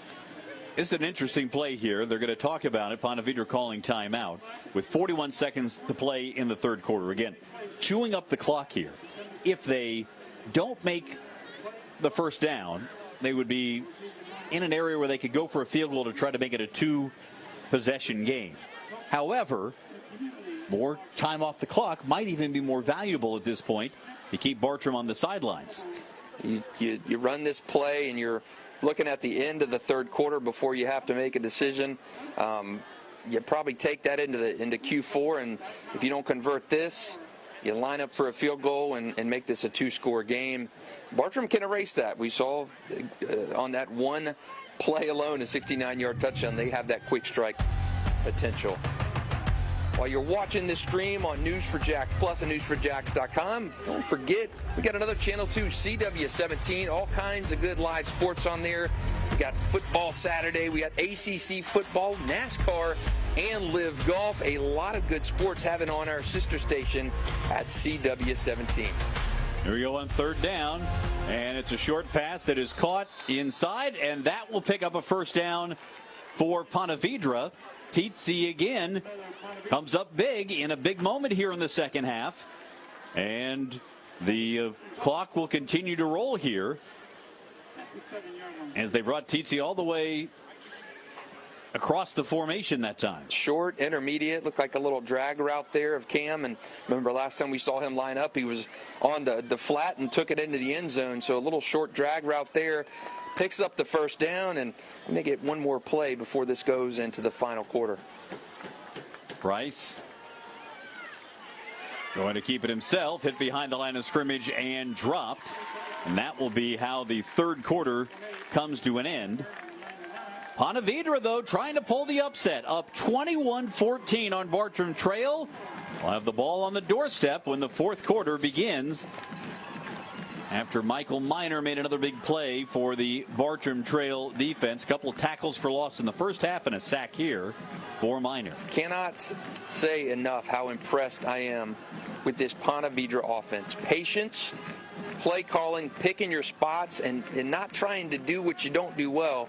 You've thrown the ball down the field maybe twice. You had success one of those and didn't get the other one to fall. You're staying close to home. You're letting your offensive line do the work, getting 3, 4, 5 yards a chunk, and then softening up that defense for plays like you get to Cam Tizzi on the sideline route. And what did he do? He stretched that into a big touchdown. But slow, patient, methodical, and picking their paths, and that is frustrating this Bartram Trail defense tonight. Keeping that offense off the field, more importantly.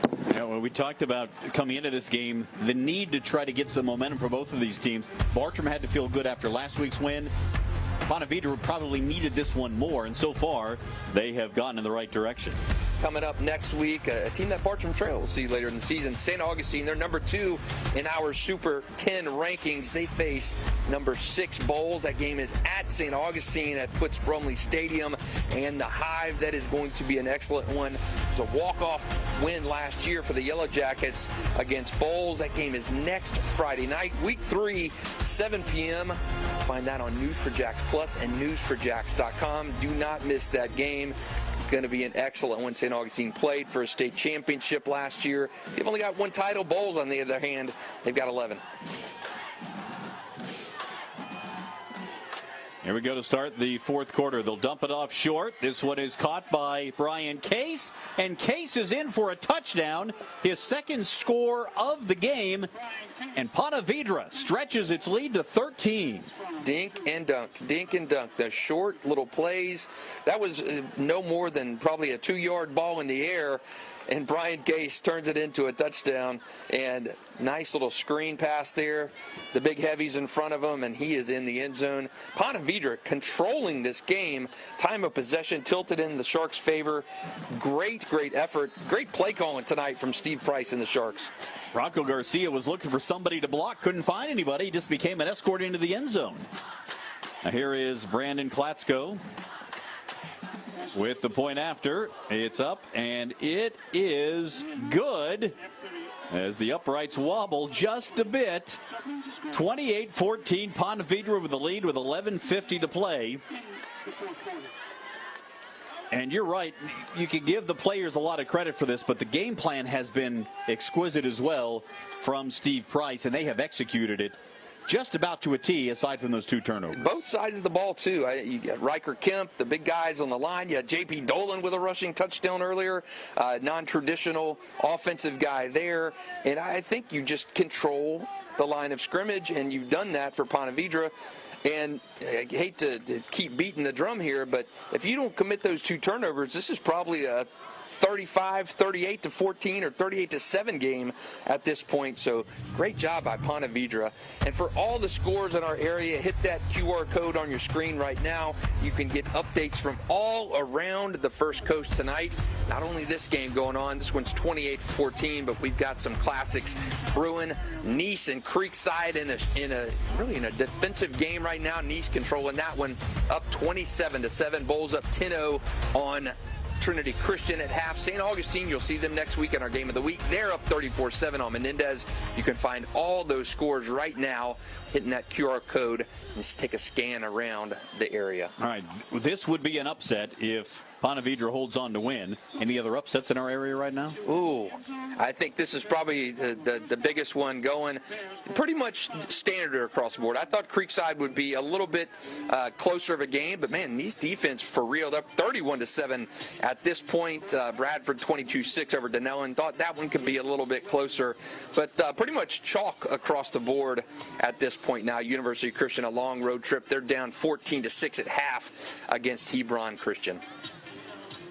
All right, well, the long field, 80 yards away from a touchdown to cut the lead in half for Bartram Trail. Weatherly to throw, quick to the left side. And that one will not go for a gain. It was caught by Caldwell, but he was hit immediately. No gain on the play. Brings up second down. Credit Ponte Vedra for having the perfect game plan and executing it the way they've done it tonight. They're frustrating guys like DeAndre Caldwell.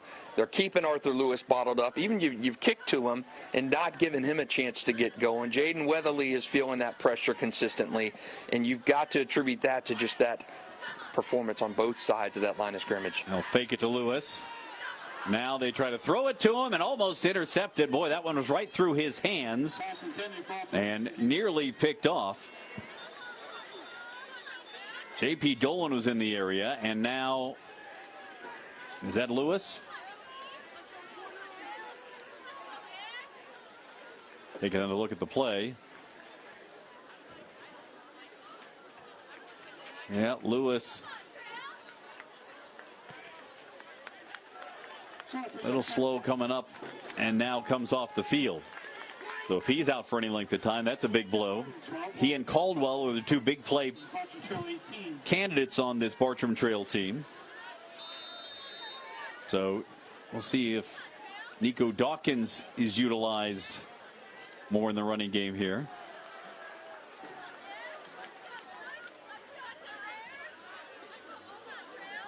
Or if they'll just go empty, which is what the look is here. 5 receivers for Weatherly. This one caught, but doesn't go anywhere. J.M. Pollock with the tackle on Nico Dawkins. Well, wherever Bartram has caught the ball, there has been a white shirt very close by. There's some very tight coverage so far in this ball game. Caldwell's breakaway, really an exception to the rule. And that was the exception tonight. I mean, Ponte Vedra has controlled just about every aspect of this game other than the 2 turnovers, and they have got to feel comfortable where they're heading with the way the rest of the season shakes up after this performance tonight, going on the road, controlling the ball, winning the time of possession, and really kind of taking it to Bartram Trail in the Bears' own house. So Ponte Vedra with a 2-touchdown lead and the ball, and 10-14 remaining in this game, and the Sharks are that close to pulling off a big upset here in week 2 of the high school football season. I think you're right. You talk about putting games in context based on what Nice has done, is doing tonight. They're looking better and better. Yeah, credit to Colin Drafts. I mean, Nice has been known for offense. I mean, you wind it back to the Tebow years. Man, defense has been rock solid 2 weeks in. And you move them into the poll at number 8 this week after their win last week against Ponte Vedra. And if they hold on and beat Creekside this week, that'll be another impressive performance. They had a good guy receiver coming back. Maddox Spencer, one of the best in the area last season. He lost his quarterback and had some other guys offensively coming back, but guys like Joe Miracle III, linebacker, have been the heartbeat of the team early on this season. 2nd down and 4 now for Price, with Brian Case next to him in the backfield. They'll give it to Case, and maybe a yard. They'll bring up 3rd down and 3, but that clock continues to move.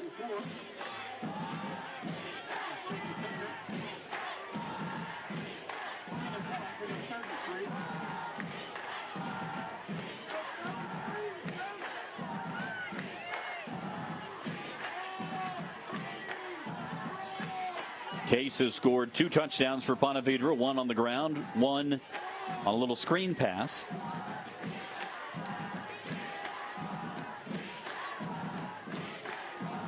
He has certainly been one of the players of the game today. And he busts forward for a 1st down past the 50 into Bartram Trail territory. To be honest, though, I think you could just give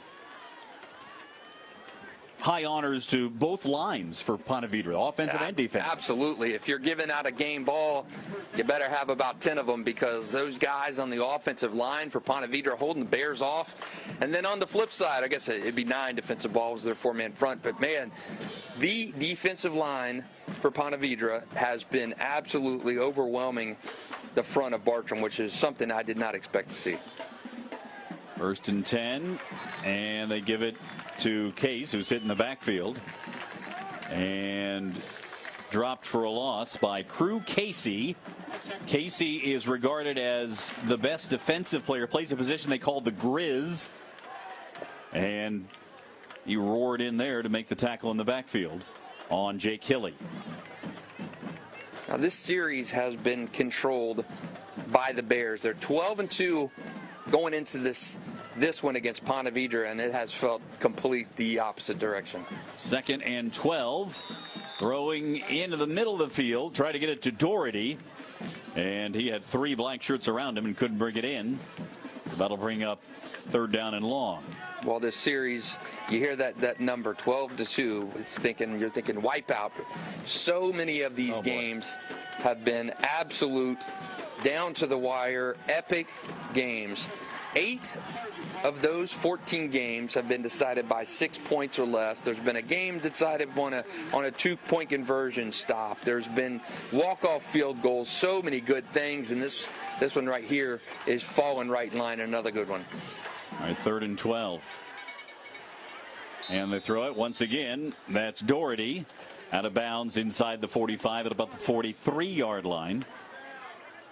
Tackle made by Tristan Allen. And now, do you try to punt it down inside the 10-yard line?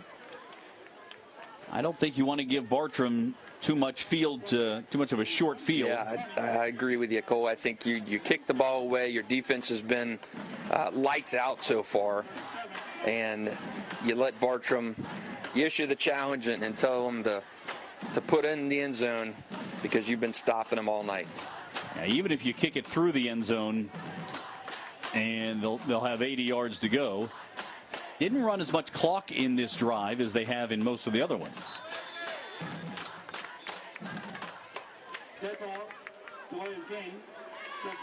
Going to move them back a little bit, give a little more room to operate on the punt. Try to get it inside the 10-yard line. Last year's game was a 2017 game won by the Bears and Corey Johns. When we asked him about coaching in his first Bartram Ponte Vedra game, he said, man, it was one of the best environments I've ever coached in. And that was last year in, I believe, week 1. And the Bears hold on 2017. And these county games, they just, like the SEC says, it just means more. And here comes the punt from Noah Ash. And this one fielded inside the 10-yard line at the 9. It's going to be spotted. Looks right around the 10-yard line. Bears will take over. 1st down, Bears. Ball's going to be spotted By Mario Middleton. 10-yard line. 1st down. Only 2 wins in this series for Ponte Vedra since the school opened in 2008. First one in 2012, 32-31. The Sharks win an epic game there, and then all the way back in 2016, 48-45 on the walk-off field goals. So just 2 wins for Ponte Vedra. They've both been one by 3 points and the other by a point. Weatherly at quarterback will hand it off, and not a lot of room up in the middle as Arthur Lewis back in the ball game after coming out the end of the last drive. J.P. Dolan, number 40, in there. One of the Sharks making the tackle. Just can't say enough good things about the Ponte Vedra lines in this ball game. There's Lewis given some space, busting it to the outside, has the first down, and knocked out of bounds. That makes you hold your breath a moment if you're a Bartram Trail fan, as Lewis shows that escapability. You just want to get Arthur going. He's kind of been bottled up so far, just has not had that big field stretch in play that he's accustomed to making. But he's there. He's close. He's chomping to get there. Throw out to the near side. This one is caught by Caldwell, and 5 white shirts around him. And this offense has changed just from year to year. Last year at Bartram, you've got Lathan Biddle, about a 5'9", 200-pound sledgehammer in the backfield, and Arthur was more of just a gadget kind of guy. You had a Wake Forest signee at quarterback, excuse me, a UCF signee at quarterback. And now, make it a flag there. Yeah, the Bartram fans want the flag. Second down. But they did not get it. No call there. Yeah, so last year the offense has just changed. You've got a lot of the same faces in there, but a different attack with Arthur in place of Lathan. Now you mentioned gone from last year, Biddle, who averaged 170 yards a game running, and he was fun to watch. I mean, he was a strong, downhill, hitch in the mouth kind of ball carrier, as you see Middleton with the catch there. Riley Trujillo goes to UCF. And although there's a pickup on third down for a first down, you expect change over time in high school. But if you think about over the last 2 years how much change Bartram Trail has had, with the talk about the departure of Daryl Sutherland, who had 20 playoff seasons in 23 years of coaching at Bartram Trail, Micah Pollard, who signed with Michigan, talk about a big-time player leaving. A lot of turnover and a lot of change, and that can certainly impact what's going on a given season. You have so many guys, and it's such a big program. Multiple teams, sub-varsity teams at Bartram Trail. A lot of kids ready to get out on the field, and that's the thing about Bartram. There's always kids waiting in the wings. So whether it was Daryl coming out and he's graduating Kyle Parker back in 2008, or graduating Xavier Brewer, he knew that there were guys coming up through the pipeline who would be expected and who had waited their turn to get onto the Friday night lights on the varsity team. And similar, Jaden Weatherly, he got a lot of playing time last year when Riley was out hurt, and he's ready for his opportunity. The younger brother of Eric Weatherly, who played a big role at Bartram Trail. Santino Marucci has graduated. Now his little brother's playing. So the guys that have paid their dues, waited their time, is their time to shine now. Our 1st and 10 from the 47-yard line for Bartram Trail as they try to come back from a 2-touchdown deficit for the second time in this game. Weatherly to throw it. Running out of time, and down he goes. Once again, the defensive front for Ponte Vedra getting it done. Martin Geary was back there. And you can see Kemp coming around the edge as well. That pressure from Kemp forced him right into Geary's path, and Riker Kemp is a big boy coming off the edge. That big hit on Weatherly at the end of the first half. The 2nd down and 13. Weatherly tries to run it and able to get past the original line of scrimmage. and to about the 44-yard line. Those are not the kind of plays that are going to help you come back. But he did take what could have been another loss. As you see, Geary again was in the backfield. And just surprising to me tonight, the success that Ponte Vedra has had making life uncomfortable for Jaden Weatherly. This is a veteran Bartram offensive line, and they're struggling to hold off this Ponte Vedra front. So I cannot say enough good things about the defensive pressure tonight and the game plan of Steve Price and the Ponte Vedra coaching staff. Great effort tonight in getting these guys in the right positions, and you got to be frustrated if you're Corey Johns not being able to protect your guy back there, open some more holes. Speaking of games tonight, we got a lot going on around the area, and you can catch all the highlights coming up here at 10:30. That's on our Varsity 4 show presented by Farrah and Farrah on WJXT Channel 4 and News4JAX.com and News4JAX Plus, one of our favorite times of the week to get you all caught up on Friday night's football action.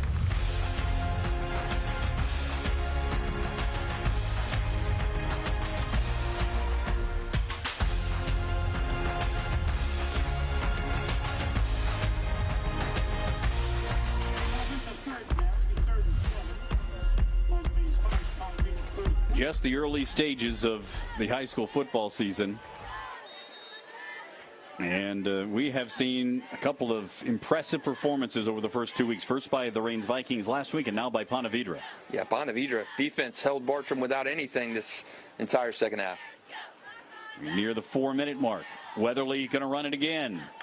And I think comes up just a bit short of the first down. So this will bring up 4th down and a yard with under 4 minutes to play. As we like to say, 4-down territory. I think you've been in 4-down territory a lot of this fourth quarter for Bartram.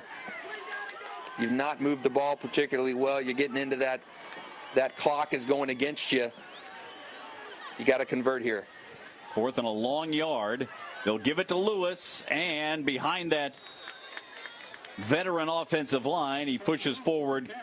I think he's got it.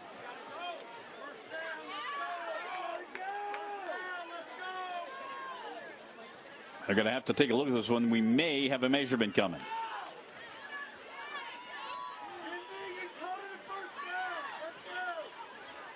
I don't think there should be any measurement question here. It was a long yard. It was almost 2 full yards to go there.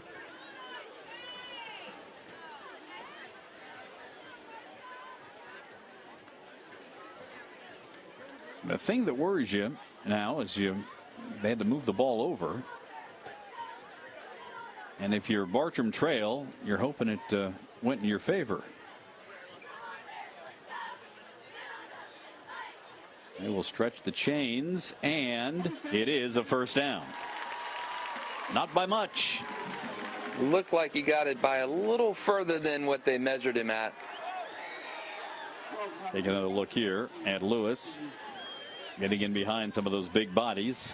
I think it's a pretty fair spot looking at it from that angle on the replay.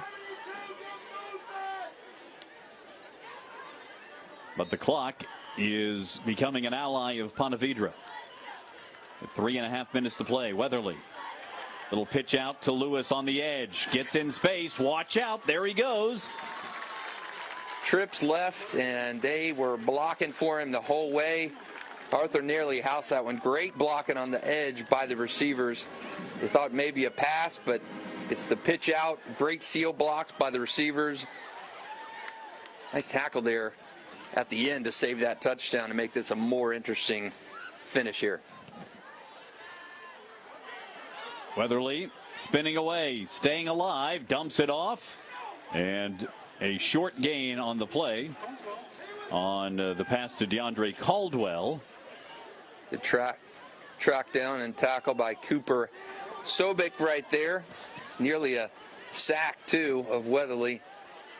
Robbie Greco almost had Jaden for about a 5-yard loss. 2nd and 8 with 2:45 to play. Weatherly throws, caught, end zone, touchdown. Boy, did he fire that one in there. And Landon Tippy makes the catch in the end zone for the touchdown. And that is the first step in the road back for a second time. 2:38 left to go, and this game just got a lot more interesting. Great patience by Jaden.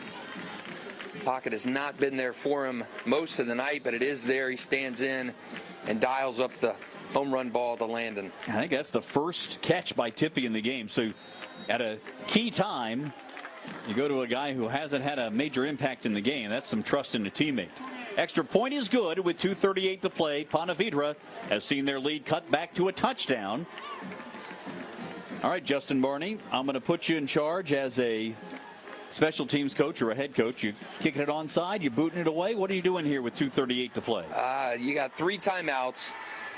My question would be, with Bartram's struggles tonight to stop Ponte Vedra, I don't know if you really risk it at this point, kicking the ball back to him, not being able to stop them with any kind of consistency. I think you probably need to consider onside here. And I use the strategy playing Madden football because I'm not that good on the defensive side of the ball. So why give a team that much clock to burn off and score when can just kick it to them and attempt for an onside? So that's my theory here. Okay. I think you probably play that onside kick, even with 3 timeouts left. This one shaping up to be a classic finish. Under 2:40 to play, but hey, before we finish this one, hit that QR code on your screen. That'll take you for a pivot all around the area to grab our football scores from a lot of good ones going on besides this one right here. Well, while we were telling you that, Bartram kicked it through the end zone. So the long field, but the yardage not as important to Ponte Vedra right now as the time.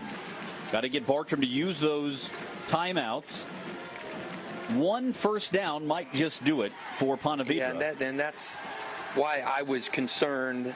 Even though you got 3 timeouts, you've not done that good of a job in stopping Ponte Vedra. They've been able to drain the clock. They've controlled the game by possession football. Figure Brian Case is going to be a big part of what we see here, and they give it to him to start the drive, and he's forward for about a yard. Again, Case, an 1,100-yard runner last year, 21 touchdowns. And they're going to say no gain on the play.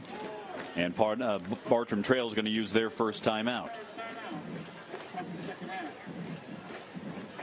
This would be nice for Steve Price to dial up a little play-action football here. Bartram maybe counting too much on that run, and Brian Case.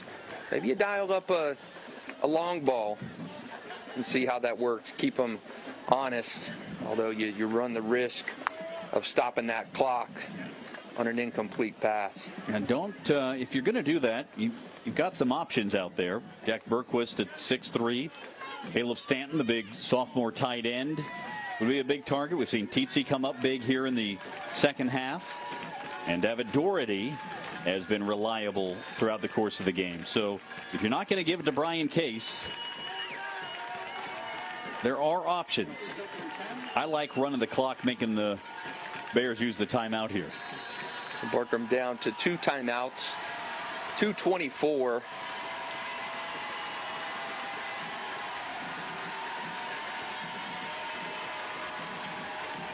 Bartram crowd starting to make some noise here. I'll give it to Case again. Again, nothing doing in the heart of the Bartram Trail defense. Parker Davis and Riley Cox combining on the stop. Kind of what I was referencing here. You're going to sit on the ball, essentially, run the clock. I mean, we've burned 21 seconds since this drive started, and you've got a couple yards to show for it. I think you maybe put the ball in the air here, see what you got.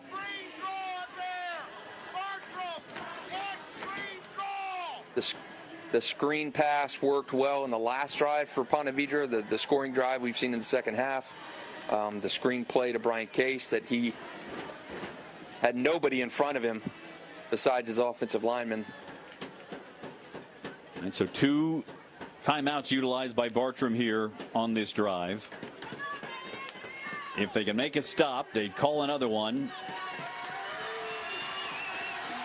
and have around 2 minutes or so after a punt. No 2-minute warning in high school football. Bartram fans getting into it. Bartram has got one timeout left. You figure going to put the ball in the air here. Tries to throw it. Whips it to the near side and nearly intercepted. Oh boy, that was almost disastrous. Tristan Allen on a dive almost had the interception. And so Bartram doesn't need to call a timeout. The clock is stopped with 2:10 to play. You're going to give Ponte Vedra credit for throwing the ball, but you gotta make that completion right there. He was looking for David Doherty on the sideline, and for once, David can't get there before the ball does. Nearly a highlight reel grab from Tristan Allen on the pick, but Bartram's going to get this ball back in excellent field position, as long as you don't rough the punter. Saw that play years ago in a St. Augustine-Nice game, a 20-14 game. Nice had held St. Augustine on a third down play as 4th and long, and for some reason they sent the attack to block the punt,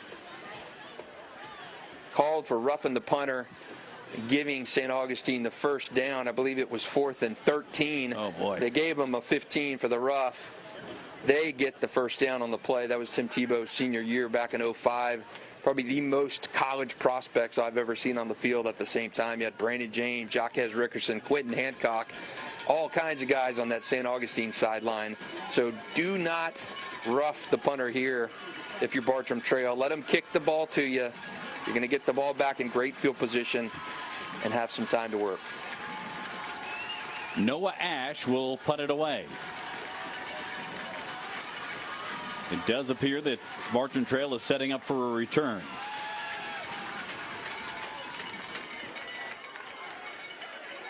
Pretty good punt.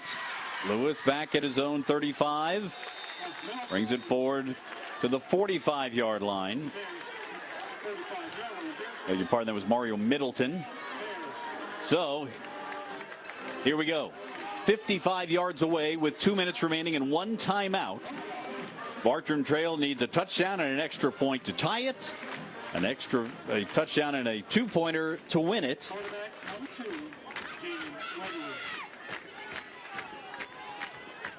So who do you lean on here if you are Corey Johns?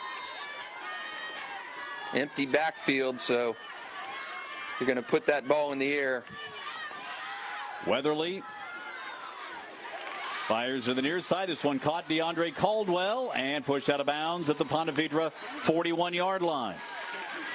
And if you're going to throw it, that's the guy who's likely to be the main target here for the Bears.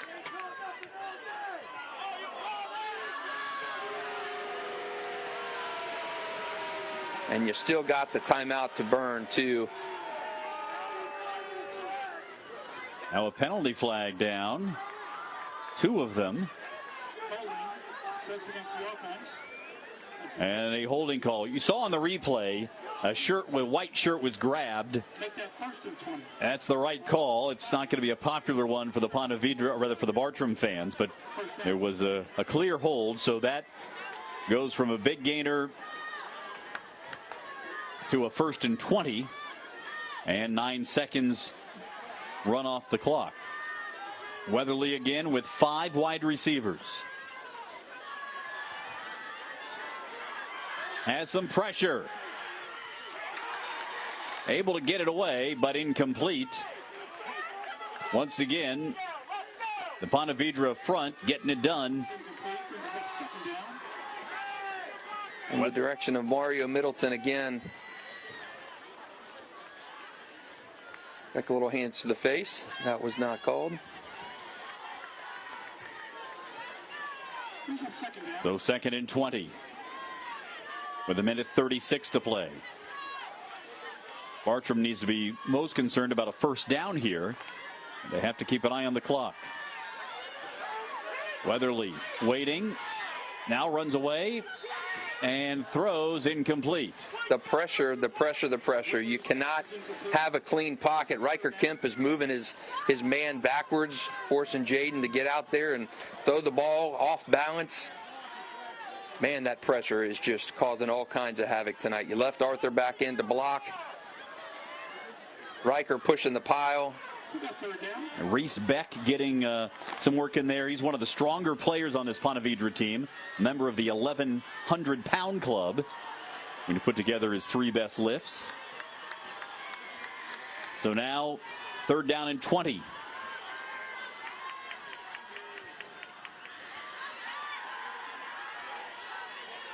More pressure. And you said earlier you might need 10 game balls for the offensive and defensive line. Beck would be the 5th defensive lineman who's made his presence felt in this game. It is unreal how much that defensive front is changing this ball game.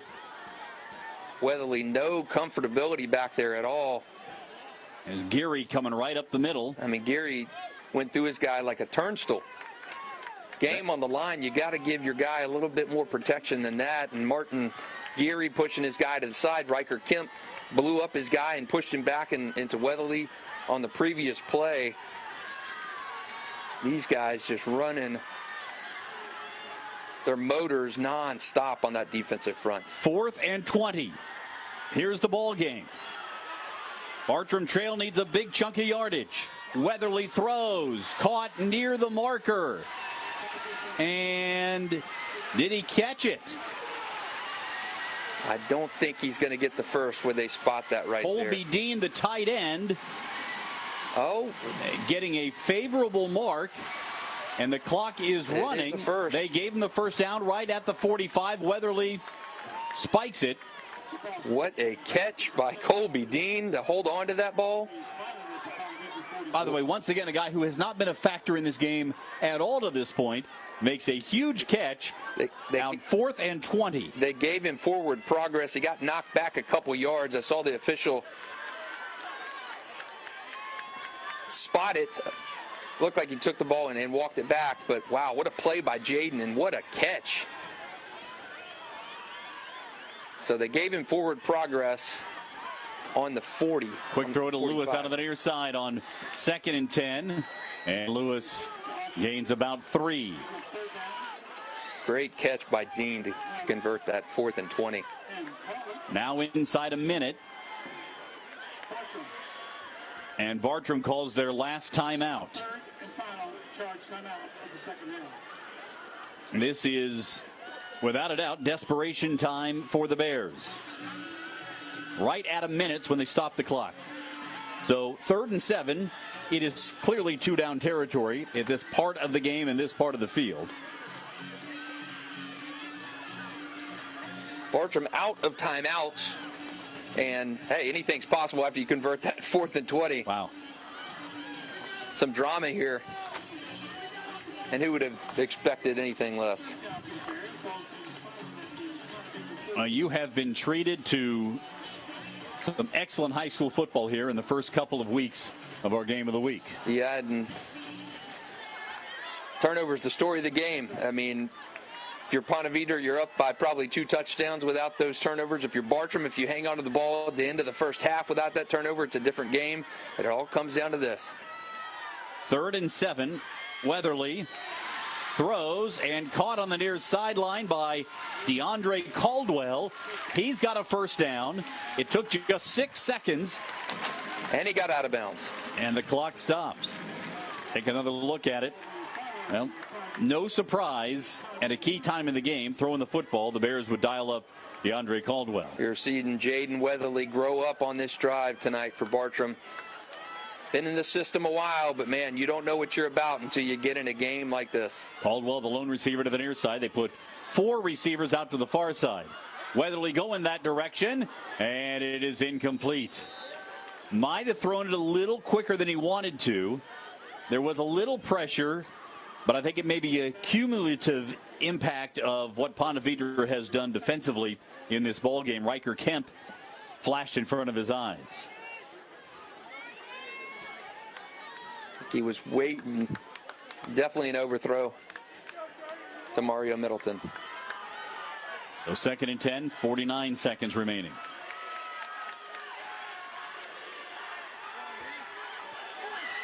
Weatherly hit.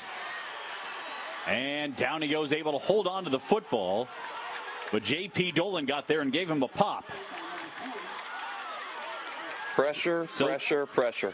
3rd down and long. And Weatherly going to spike it on 3rd down. Well, that means we're down to 1 play. Do or die right now for Bartram Trail. They lived on the 4th and 20. Now they're in another situation where it's do or die. Good job for Jaden to hold on to that ball, but another lesson taught by this Ponte Vedra defensive line. In crunch time, those guys are stepping up just like they were in the first quarter. They are continuing to make a miserable night for this Bartram offensive line. So 4th and 17, no timeouts remaining. Bartram has to be concerned with keeping this drive alive. Weatherly throws across the middle, incomplete. Ball goes over on downs to Ponte Vedra, and the Sharks are going to pull a major upset against their St. Johns County rivals. What a performance. I know we see the points on the scoreboard, but the guys who won this game for Ponte Vedra are the guys on that defensive line. What a performance across the front from those guys. They made life miserable for the Bartram Trail offense tonight. Credit to Steve Price and that staff. What a game plan, what execution, and that sweet taste of victory for the first time in this series since 2016 is going to taste good tonight for Ponte Vedra. Just the 3rd time ever that Ponte Vedra has beaten Bartram in football. And for the 2nd time in as many weeks, we see a team in the Super 10 go down to defeat in our game of the week. For the 9th time in this series' 15-game history, we've got it decided by a touchdown or less, and you got to give the game balls, Cole. If we're on a budget, we only give 1, and we put all 5 guys' names on them. But if we're handing out game balls, you got to give them to every member of that defensive line, every one of them. And I would nominate the offensive line as well. I think the big guys winning in the trenches today was really the key for Ponte Vedra. They took control early and were able to withstand Bartram Trail. A huge win for the Sharks, 28-21 the final. This one is another that will go down in this series long and decorated and really epic history, and it comes down to this last play. Now, Bartram had converted before on the 4th and 20 on the drive from Jaden Weatherly to Cole Dean, but they could not get those last 2 passes to drop, and the Sharks get out of St. John's with a big W. Well, it was a very impressive performance by Ponte Vedra coming off a loss last week to Nice. They turn around and beat Bartram Trail, the 4th-ranked team in our Super 10. Goes down. Sharks win it, 28-21. For Justin Barney, I'm Cole Pepper. Thanks so much for watching our Varsity 4 Game of the Week.